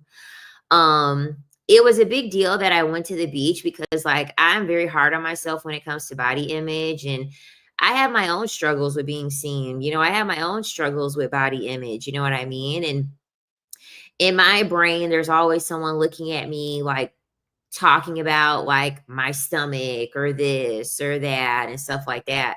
So, I remember when I was at the beach and I was like, "Okay, my goal is to just, like, not care." Like, it's just, like, to not care. And then I remember looking at men at the beach, and these men, they had on no shirt, and, like, their bellies were jiggling, and they were just, like severely overweight, and it's like, I'm not even severely overweight, you know what I mean? And I just sat down and I thought about it, and I was like, "You wanna know what? If I had put myself in a man's brain like that, these men that I see and that they just were overweight and they didn't have a shirt on, didn't care to, like, cover up." I was like, "That's probably not even a thought that they're having in their brain, and if they are having that thought in their brain, they're probably not even having it to the capacity that I'm having it at, because they don't have there's just not this, there's just not this, you know what I mean? Like, constant, like, stigma on them, constantly. But, y'all, why go to the beach yesterday? Why go to the beach yesterday? And, I made conversation with this older woman. I made conversation with this older woman, and she's like, "Yeah, I'm with the Church of Scientology." 'Cause, Florida, like, in Clearwater, that's, like, home of Scientology. So, within, like, within that area, like, there's definitely a lot of Scientologists, and, like, we would, like, even, like, get them as patients. They wear, like, the little navy blue, like, outfit. It looks like an airline outfit, the women do. It's like their Scientology outfit or whatever. And she was like, "Yeah, I'm a part of Scientology." And she's like, "Yeah, I know. Like, you're probably thinking that it's a cult or whatever." I was like, "Yeah, nice to meet you."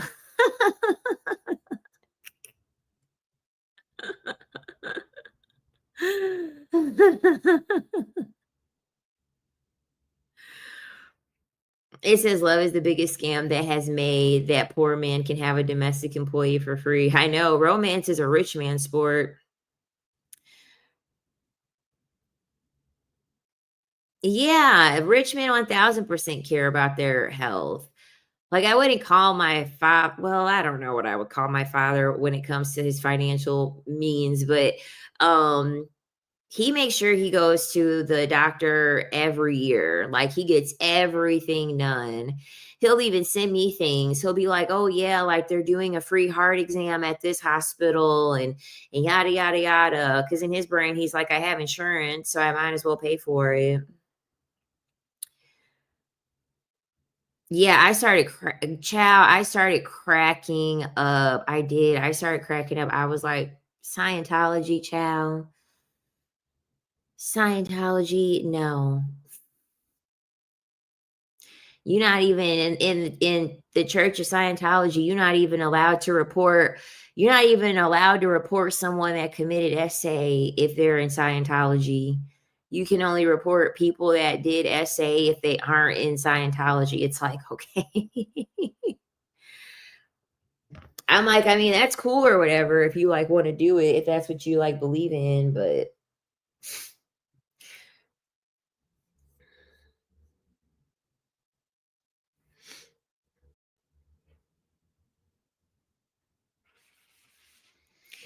Rest and access to healthy food is it's really a new luxury now, being able to rest, being able to relax.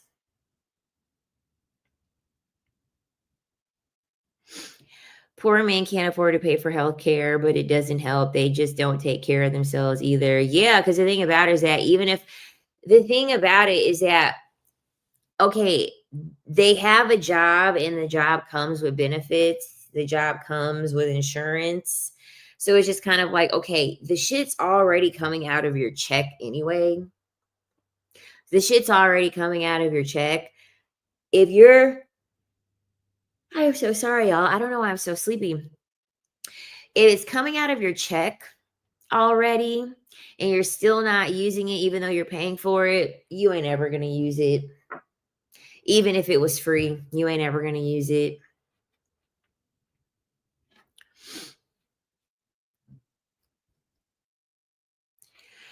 I don't know because I don't even use food stamps, so I don't know.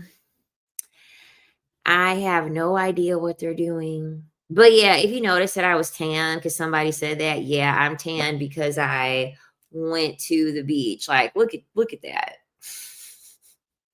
I was cooking out there. And it's everywhere. It is, it's everywhere. But I cooked out there. Like, look at my tan line from my watch. Look at my tan line from my watch. I got dark.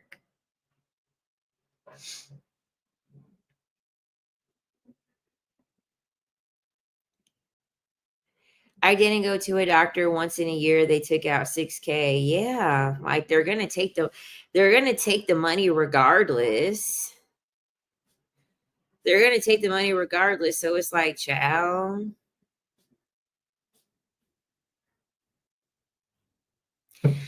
I guess I haven't looked into the validity of it, but I guess the reason why it's happening is because I'm not going to say the actual words because I don't want them to be on my page. Okay. I guess the reason all this is happening is because the other political party that's not currently being represented pretty much had to vote between people not having health care and people not having food. It was going to be like 20 million people that were going to lose access to health care.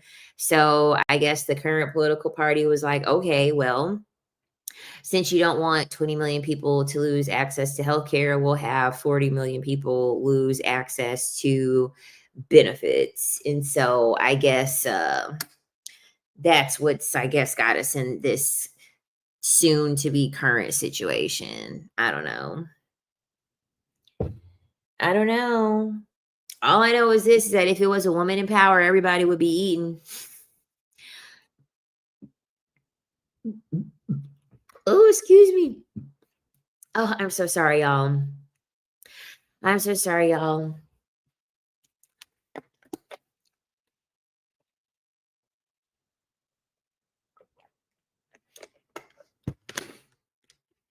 If a woman was in power, everybody would be eating, baby. Everybody would be eating. We wouldn't be having these problems. We would not be having these problems. A woman in power would be like, no, everyone's going to eat because, like, I'm sorry, eating is a fucking, exactly, definitely a black woman. She would feed everyone. She sure would. A black woman, are you kidding me? Black women would be like, nope, we're getting all together. We're getting all together. We're making sure that, everybody can eat, everybody can be taken care of. I'm still mad fruit trees aren't planted along the streets, create foods and jobs. Exactly, but they can't capitalize off of doing that. They can't capitalize that. Did you all even know that the trees that they freaking plant are male trees? And the reason why you have allergies is because the male trees are the ones that are fucking pollinating. Female trees don't pollinate. And so even misogyny impacts how this is the thing. This is the thing. It's everywhere. It's even in the plants. Like I think in New York City, it was in New York City because I lived there. It was pollen everywhere. I could not walk outside without sneezing. I couldn't walk outside without sneezing, and it was like a pollen issue in New York City at one point. I don't know if it still exists, but it was a pollen issue in New York City because they planted too many male trees. Because, yeah, male trees are actually the ones that pollinate.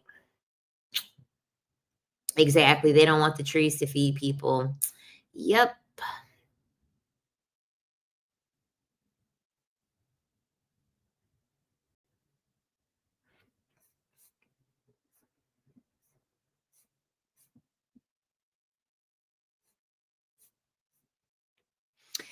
Yep. Because it would be really obvious how abundant the female is, because the abundance of the female, you can't capitalize off of that. For the most part, the woman's going to be giving and nurturing. Even that's why they call it Mother Earth. They call it Mother Earth because she's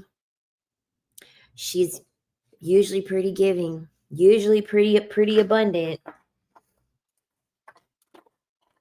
You don't have to go up to a female tree and put $10 in the slot tree machine to be able to get some fruit, to be able to get some food.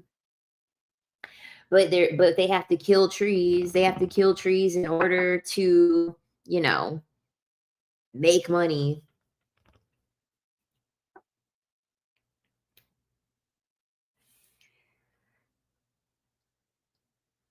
Ooh, nice. The city I live in sells trees to the residents for dirt cheap prices. We have a peach tree because of it.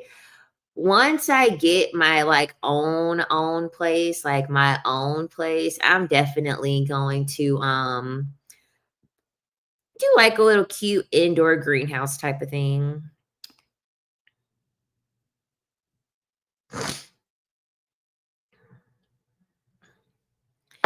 I know. They want us to be in the worst conditions possible and then be productive.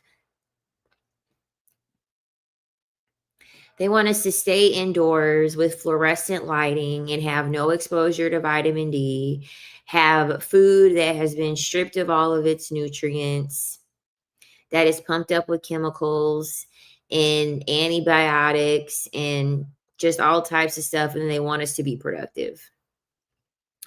It's this plumping glossy lip oil by ColourPop. The only thing about this, I love the product. The product's great. Product is great. The packaging sucks. Because I'm halfway through the product now, it's not leaking as much, but if you look very closely, like I had a like there's literally paper towel in there. There's paper towel in there because this stuff leaks. Like even if you put it upright, I sit it upright, it's going to leak. The packaging is terrible. The packaging is really, really bad.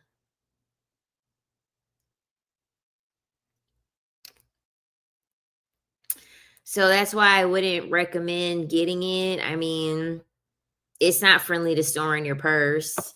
And whenever I store it in something, I have to wrap a paper towel around it. Like literally, this is my designated paper towel to wrap around the product. And the thing about it is that it is so pigmented. So if you have like a light colored purse, a white purse, like it's definitely going to it's definitely going to die. It's going to dye it because it's really pigmented.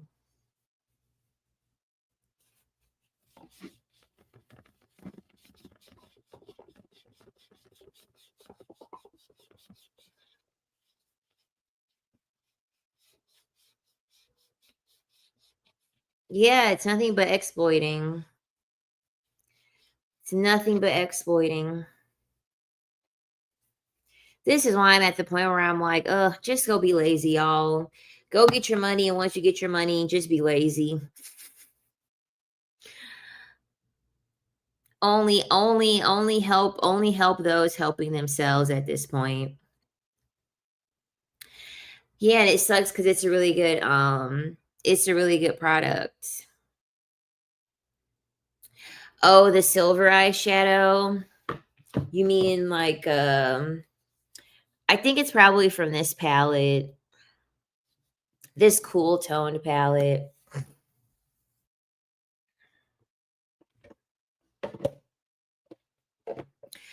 Y'all, that's why I went to the beach, and that's why it's like I've really been doing my best to go outside. So like I've been going to the park and the beach, being outside, meditating outside, like because I've been here in Florida since April, and like honestly, because I was working so much, I couldn't take advantage of the fact of me going outside. And it's like by the time the weekend would come, it just felt like another thing to have to do. It just felt like another thing to have to do. And like now that I'm back going outside, I feel so much better.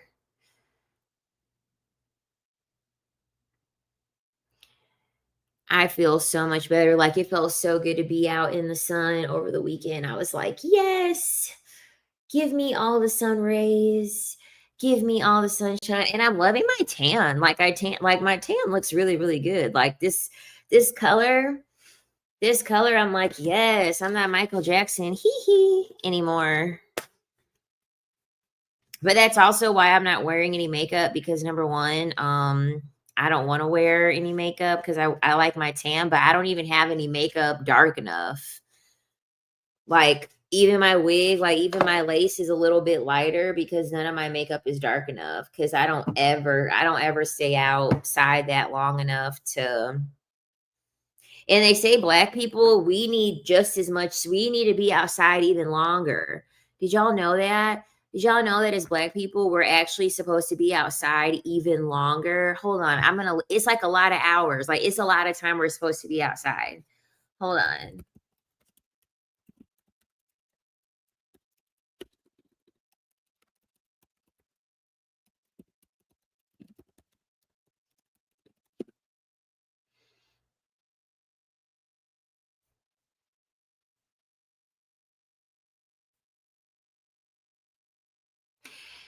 It says one estimate is that a dark skinned black person may need 2.5 times the amount of sun a light skinned white person would need. I love how they said light skinned white person. Isn't that like an oxymoron? A light skinned white person. That's like even saying dark skinned black person. Like,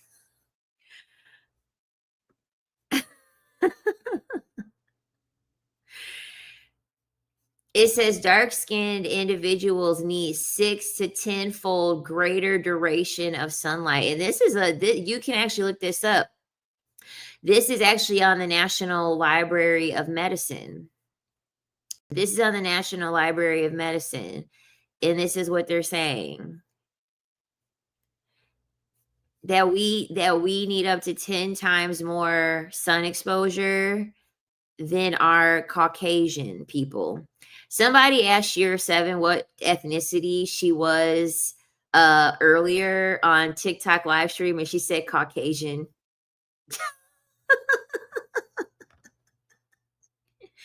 They were like, "What's your ethnicity?" And year 7 was like Caucasian.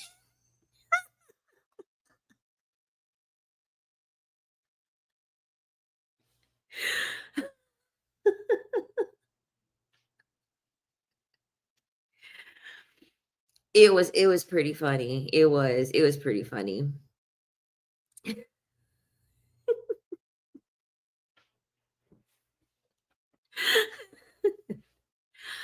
They said light skinned white person.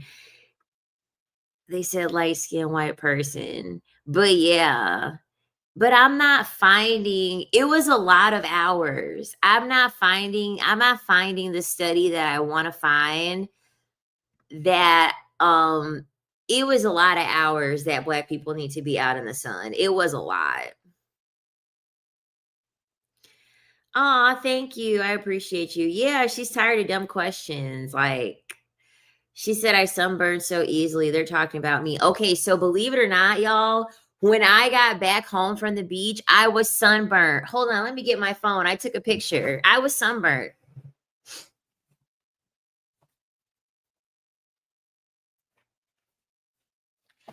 My skin was red and it was super tingly.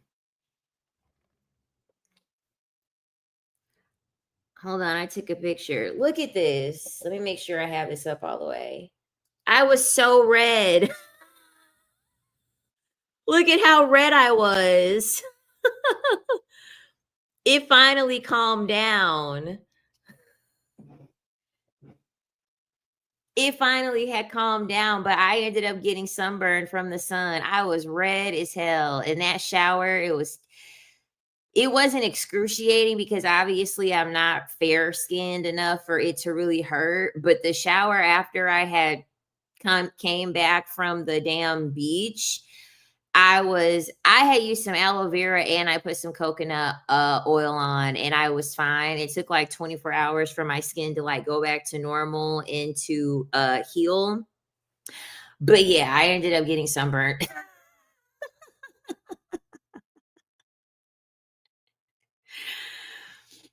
I was like, "No." It got my arms real good. It did, it got my arms real good. I've been having to put aloe vera on my arms because it did, it got my arms real, real good.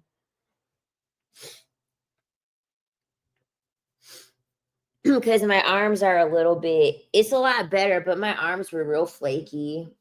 They still kind of are.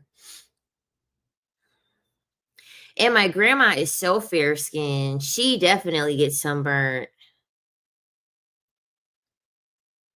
She definitely gets sunburned, my grandmother, because she's really fair skinned. She is super fair skinned.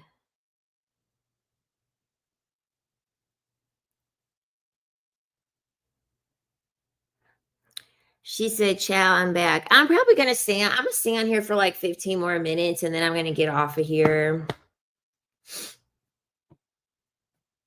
And I've been more active in the morning. And so, like, that's like another thing my body's trying to get used to being like a little bit more active before the live stream. But at the end of the week, like the end of the week, it's better because I don't have as much to do.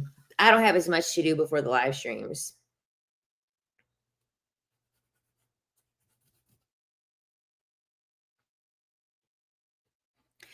I'm not going to go on the spiritual channel today.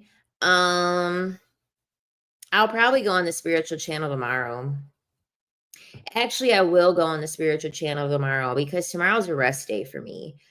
Whatever day is my rest day are the days that I'm just going to go on the spiritual channel. It just hasn't been consistent with that because there are just so many things that I've had to do in the afternoon. One time my finger got sunburned. That's like my dad's side. They're all very fair, but they're from the South, so they stay in the sun. I have a theory. I have a conspiracy theory. I've never told anyone the conspiracy theory, but this is what I think. So so like when you think of the term racist, okay, like I've been really big on etymology, like breaking down terms and breaking down words instead of just listening to a word and like understanding how it's presented to us in society and then having an emotion be tied to that word, right? So, like, when you say the word I, I mean, like, you obviously spell it with like the letter I, but like, you also have a set of eyes, you know what I mean? So you have words that kind of, you know, match in a way. And so like it's the same thing with like parts of a word, like obviously prefixes and suffixes and stuff like that. It's so I always like think about when they had like Jim Crow laws and then they had like abolished slavery and like black people ended up having to go up north to be able to like get access to having freedom because like those were like one of the very beginning like states to actually allow black people to like work and have freedom and things like that.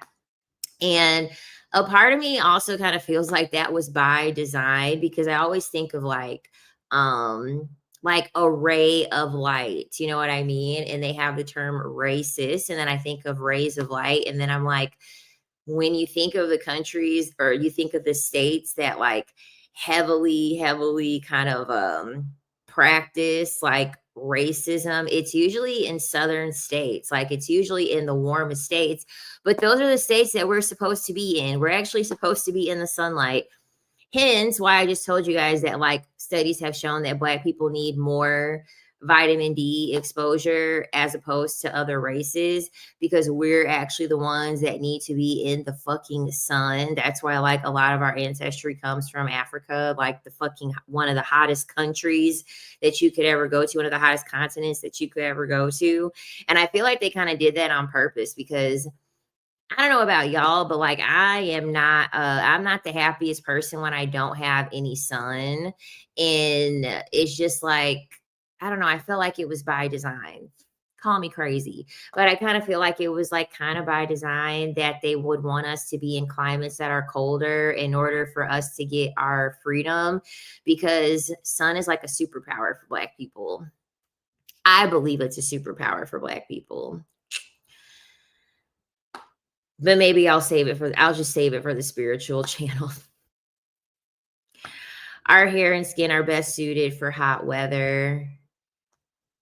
Yeah, exactly. Exactly. Same. That's why I moved to Florida 9 years ago. So it's like essentially the states that you would kind of want to go to as a black person that are the warmest states, like they're typically going to be the states that if you like you're probably going to have more racism in those. So it's like, okay, do I deal with people that don't want me there just so I can be happier? But then you're not really going to be 100% happier because like you still have to kind of deal with those types of things. But the sun is like, it's a big deal. My dad's side lives longer than my mom's by far, like till 90s, 100 years old. Dad's side, South Carolina, North Carolina, and mom's side is in New York City. Exactly. Like the sun makes a big deal. So yeah, it does. The sun makes a big deal. I mean, you have to think about it too. I mean, that's the reason why older people like they like to retire to go to Florida. Like the sun is very healing.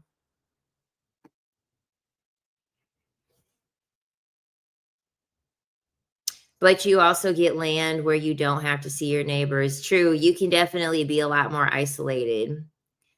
What's with Bill Gates wanting to block out the sun? Because he wants everybody depressed. He wants everybody depressed and in the house because they're like, oh, well, there's no sun. So let's give you metaverse. Let's give you Oculus. Let's give you all of these things. Let's depress you with no sunlight. So that way you could stay inside and we could just keep giving you your social media. But also, you're going to use those things and we're going to track you. We're going to do surveillance on you. Like, I guess ICE just put like $2 million. They just put like $2 million in this like technology where it can essentially like surveil people's social media.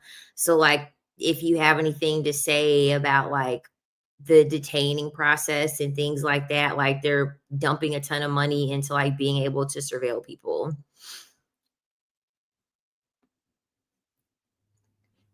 He is now saying that if we don't accept digital ID by 2029, then we will be removed from society. Go on ahead and remove me. Go on ahead and remove me. Go on ahead and keep the president and keep all that stuff. I really don't care. I don't care about any of that stuff. Do what y'all got to do.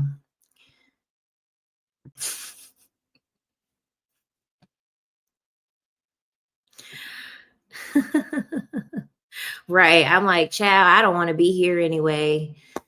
I don't want to be here anyway. They want you to fear death and they want you to be afraid of all this stuff. Who cares? Who cares about any of that stuff, honestly? At least I won't have to pay bills no more. Honestly. At least I won't have to pay bills no more. I know. And yet you're here. Right. Right.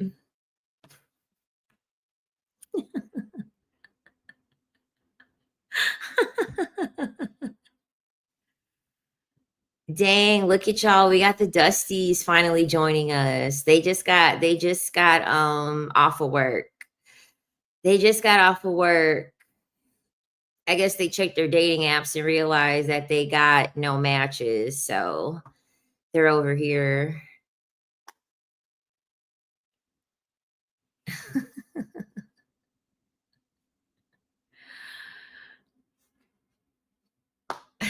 I love their comments though. I do. I love their comments though. They make me happy. They do. They make me happy.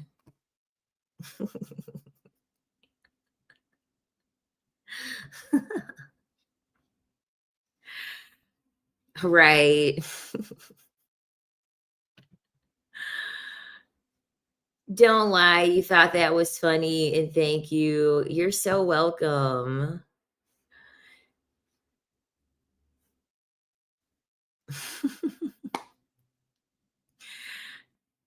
You know, they spend the day at the library pretending to work, right?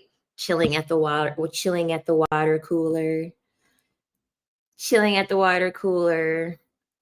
Like I'm so busy. I'm so busy. Where'd the other person go? Where'd the other person go? He must have maybe he realized that I'm boring and that I don't have any energy to give.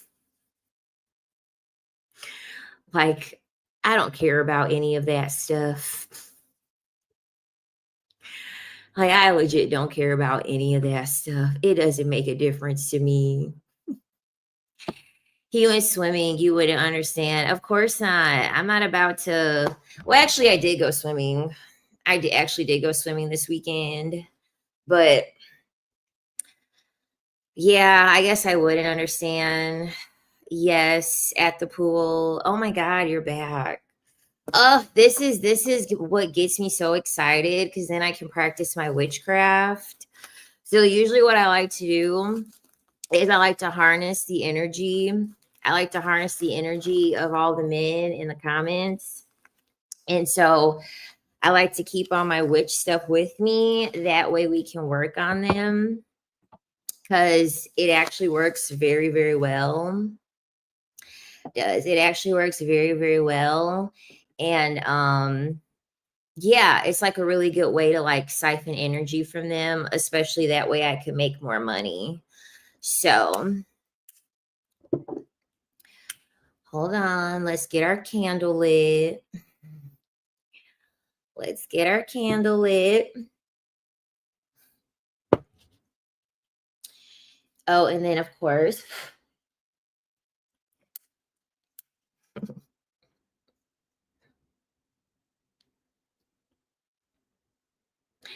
we gotta make sure that we monetize as much on the male energy as possible when they come here.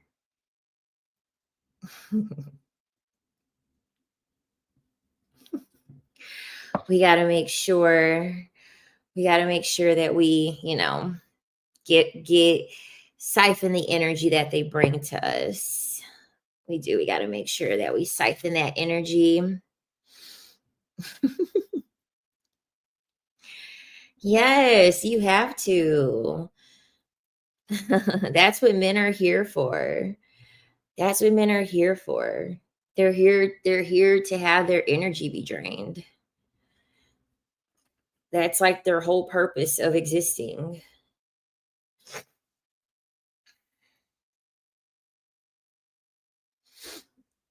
She said, "Let me get my Florida water."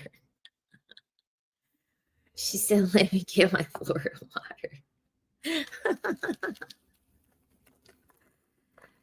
Teach us how to siphon male energy, just keep them in a begging state, like how they are now, like they're begging to be acknowledged, they're begging to get attention. That's how you siphon the energy.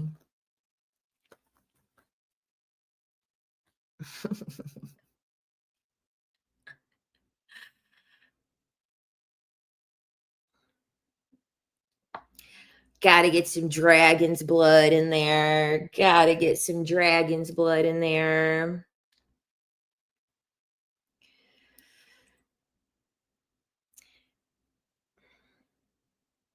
Dragon's blood has been my favorite. Honestly, dragon's blood has been my favorite lately. It's been my favorite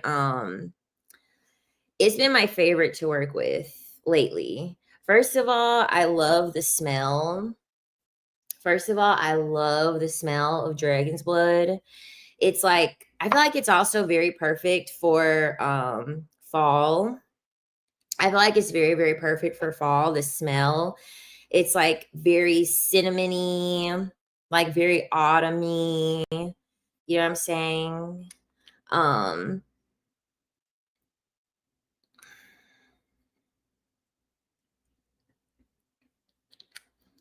do you ever burn dragon's blood and moon essence together?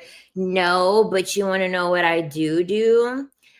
I like to take sage, and what I like to do is I like to put a couple of drops of the dragon's blood onto the sage, and then I will burn that because I can't stand the smell of sage. Like I can't still stand the smell of sage.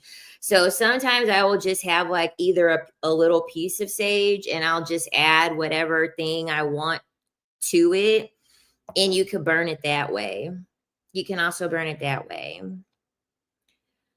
I am a witch. I've never denied it. I'm a demon. Doo-doo-doo-doo-doo. You could just go get it at any metaphysical store. You could just go get it at any metaphysical store. So just go on Google and type in metaphysical store, and you could get just about any oil from a metaphysical store. If you don't have one that's near you, it's plenty of witches on Etsy, plenty of metaphysical stores on Etsy. They got everything that you could put that you would possibly need for you to do any of your work. Yeah, I like sage and lavender together too. Yeah, like she is a witch. Exactly. Like it's fine. It's fine. That's why my soul chose to come back in this timeline because child, I would have been gotten a lobotomy. I would have been gotten a lobotomy.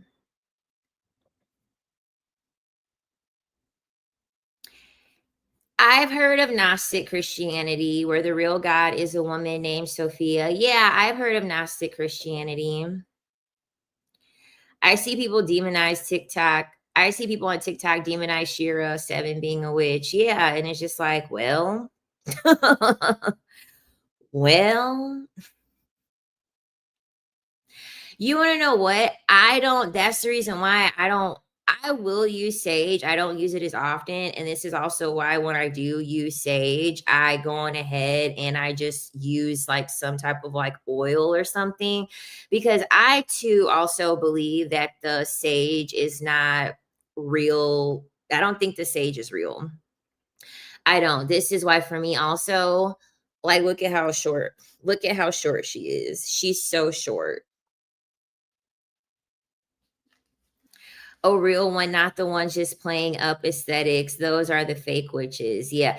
Anytime, like, I don't know. I kind of feel like once you're a witch, your discernment is so strong that you can feel the performative nature on like someone just trying to like monetize off of being a witch. Like, does that make sense? Like, you just kind of understand and you kind of just realize like this shit isn't real. Like, you know what I mean? It's like men, you know what I mean? It's kind of like men when they want to perform to like sweet talk you and pretend to be like these people that they're really not. It's like, okay, obviously this shit's fake. You know what I mean? Like, you're really not this person.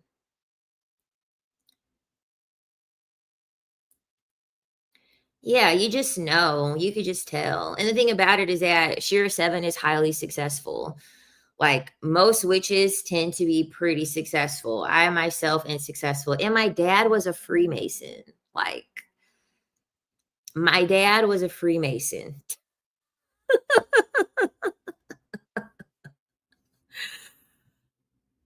My father was a Freemason for like a really long time. So I'm not new to this. I'm true to this.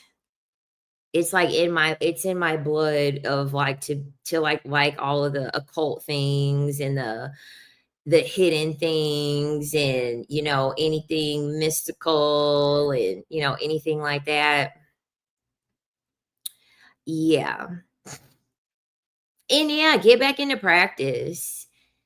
Get back into practice. Even if it's something small. I know, that's what I always say too. I'm like, every time you pray, a pray is a manifestation. When people are like, manifesting is stupid. Every time you pray, it's a manifestation. God literally is still some type of deity. It's a deity that you're worshiping.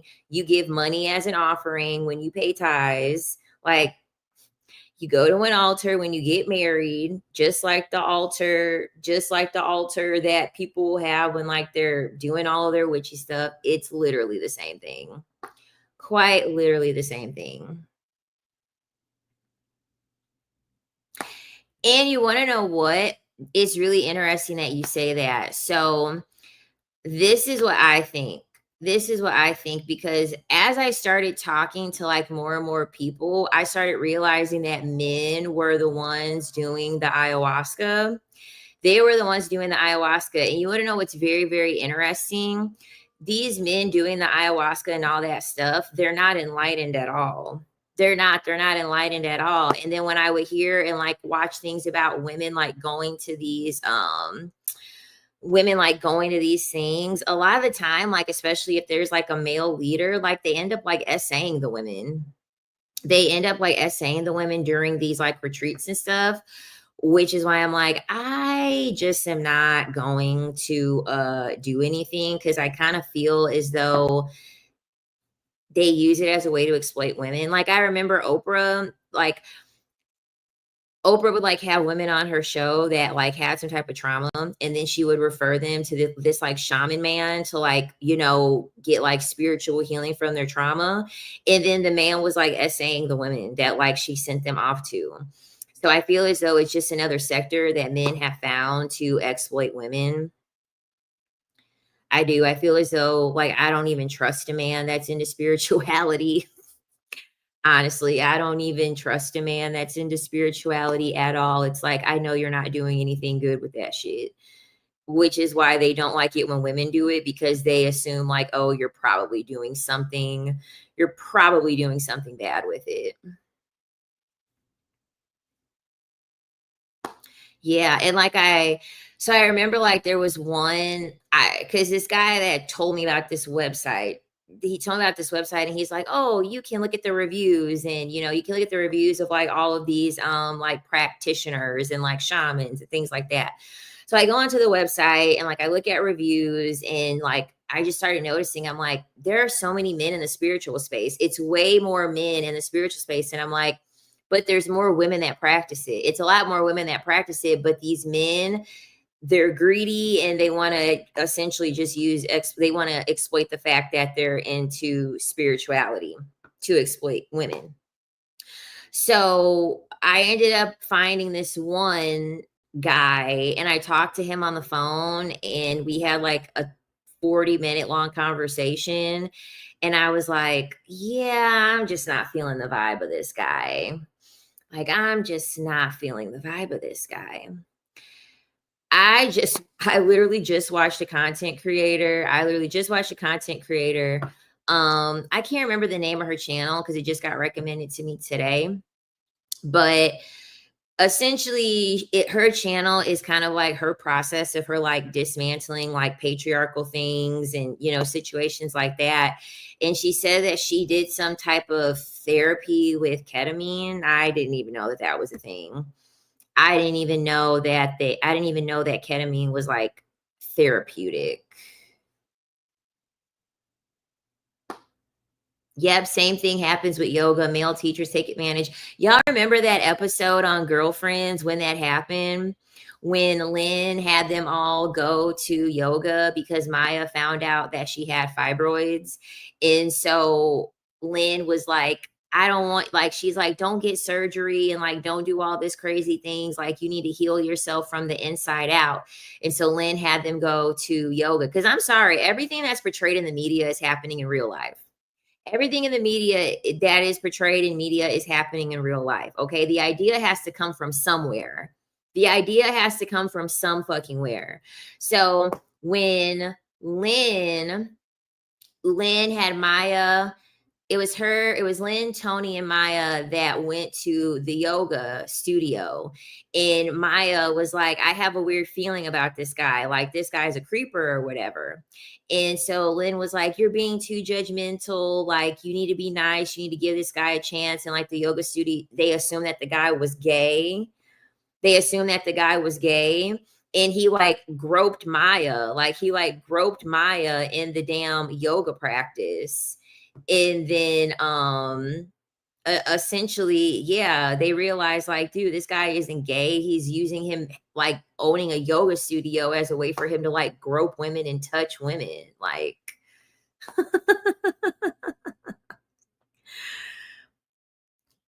like a man that's into spirituality. Yeah, definitely a red flag. Definitely a red flag.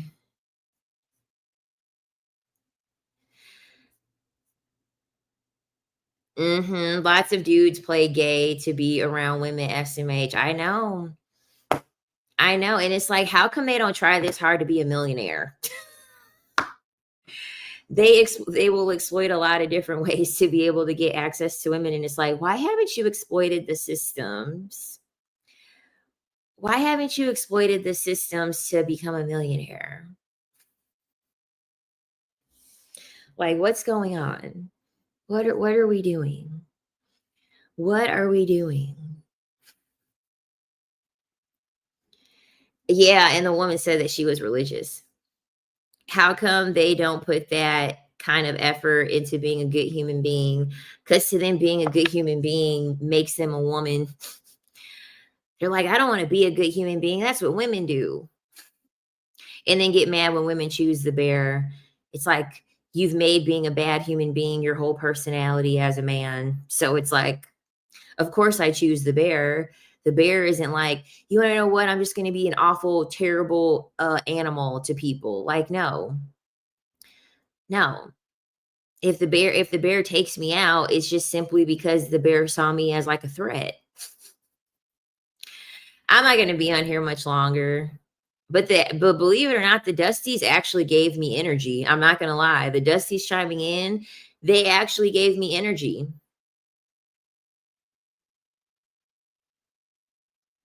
Yes, I don't know if there is anyone that's watching from Jamaica, but I hope that everyone is able to stay safe with Hurricane Melissa, because I did look at that. Because I do have more energy. I was able to siphon some energy from them.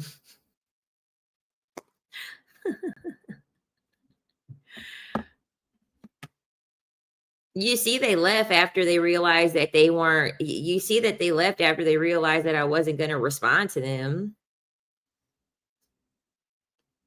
Do you see that they left after they were getting ignored? They didn't even go back and forth with anybody in the chat. They didn't even go back and forth with anybody in the chat. They just wanted to be able to get attention from me, and I didn't give them any. And so they're like, okay, well, fine. Obviously, we're not getting what she wants. She's not giving us what we want. That's why I'd be like, nope. I'm just gonna siphon your energy. I'm not gonna exhaust myself by giving you mine. Nope. Just give me your energy and I will hold on to mine. Scattered like roaches because there wasn't any sugar in water. Exactly. Exactly. How do you get started pole dancing? By finding a studio and going to a beginner's class there, or if they have like an open house, you can also go to an open house as well. Yeah, that's how you win. Like I mean, of course, are there times where I give men energy, you know what I mean? And I go back and forth. Of course I do. You know what I mean? But always remember that there's different ways that you can like go about it. There's different ways that you can go about it. And like I was tired, okay? Like I definitely was tired before I got on the live stream. And um you essentially you refrain from using your energy and you just laugh at the fact that they're wasting all of theirs. Like they just kept messaging and messaging and nobody was acknowledging them. You know what I mean? Like, because men siphon energy. I think the biggest thing is understanding that men siphon energy through women's reaction. Once you realize that men siphon energy through women's reactions, you will understand to not give it to them unless you truly want to give it to them and you have something to gain by giving it to them. Otherwise, you realize, like, I'm going to give this MF for my power. Every time I see a guy now driving a lifted pickup truck around Houston, I chuckle and think about what is beneath his belt. Girl, a shrimp. Oh, I didn't even tell you guys this. I actually did see somebody with a truck, like a monster lifted pickup truck with them big old tires. The person had a bumper sticker. Guess what the bumper sticker said? It said, "Yes, I'm compensating." Confirmation. They literally had a bumper sticker that said, "Yes, I'm compensating."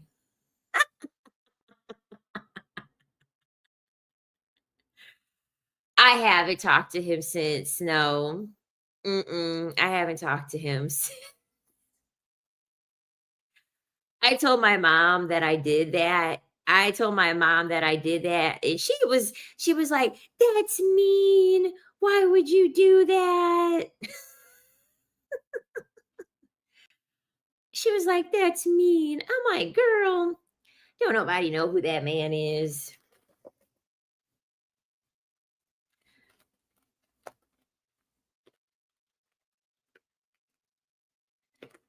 Yeah, I'll talk about it on the spiritual channel, how you can siphon their energy. At least he was honest. Like, exactly. Now, sir, what are you compensating for? Yeah, I'm assuming you're compensating for what's beneath the waist.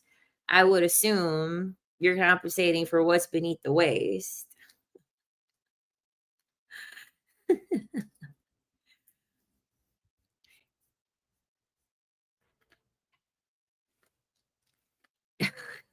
Has a Ford Wildtrak Ranger, and his asset does match the vehicle. Nice. Nice. Nice. Hopefully his wallet matched too. Hopefully his bank account matched too. Tell her you did it for the team and we love you for it. Exactly. Exactly. I'm like, child, I had to show them what was going on.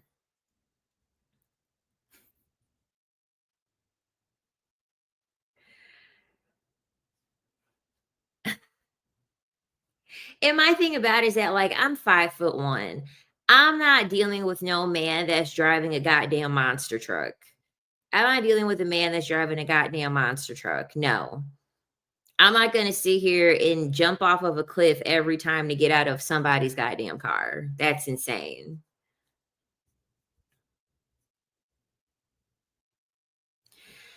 That reminds me of that Kevin Hart skit where he said the women were like, "He doesn't have knees."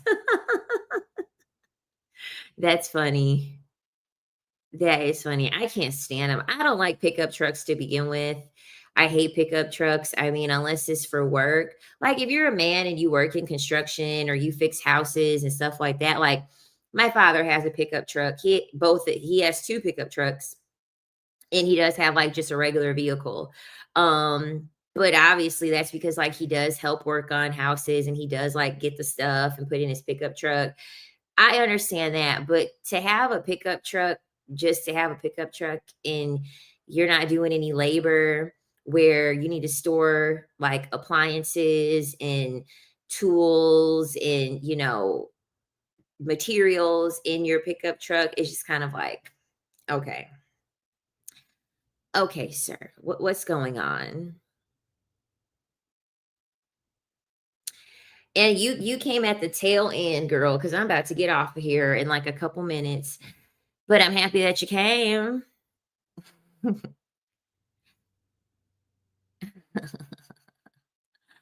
I work at a car dealership, and there was this one lifted truck that I literally spent 5 minutes trying to get into. I am a 5'5" girl. Yeah, I couldn't imagine doing it at 5'1". Oh, no, I literally was just talking about Jamaica, and we literally, yeah, like, somebody else literally brought up Jamaica. They literally brought it up, and I literally just said that I hope if there is anyone watching from Jamaica, or in your case, if you have family of anybody watching, or not watching, but in Jamaica, for them to stay safe.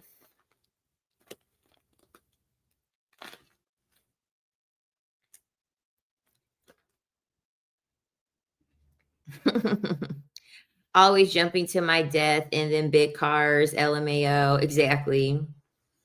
Exactly. An unreliable man just canceled the job for me with the words, "I thought about it. Don't worry about it. Lord the man." I never heard anyone say that. Mandacity. Girl, these titles, I love you so much. I know. These are the titles. And, like, obviously people are getting off of work. People are getting off of work. So, the triggered people are seeing the title and they're like, "Ugh, I need to go take my frustration out on somebody," which is fine.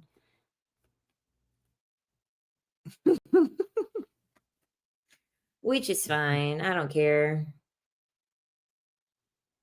Whatever these folks got to do to cope. Yeah, I am. Yep.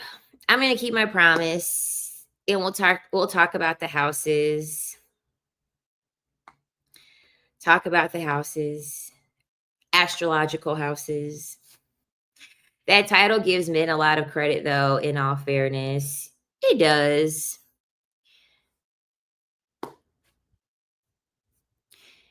It does in a way.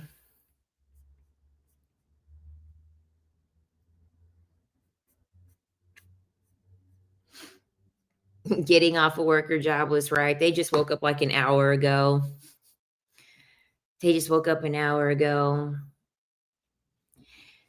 They're like, "I don't have a woman to text. I don't have a woman to take out."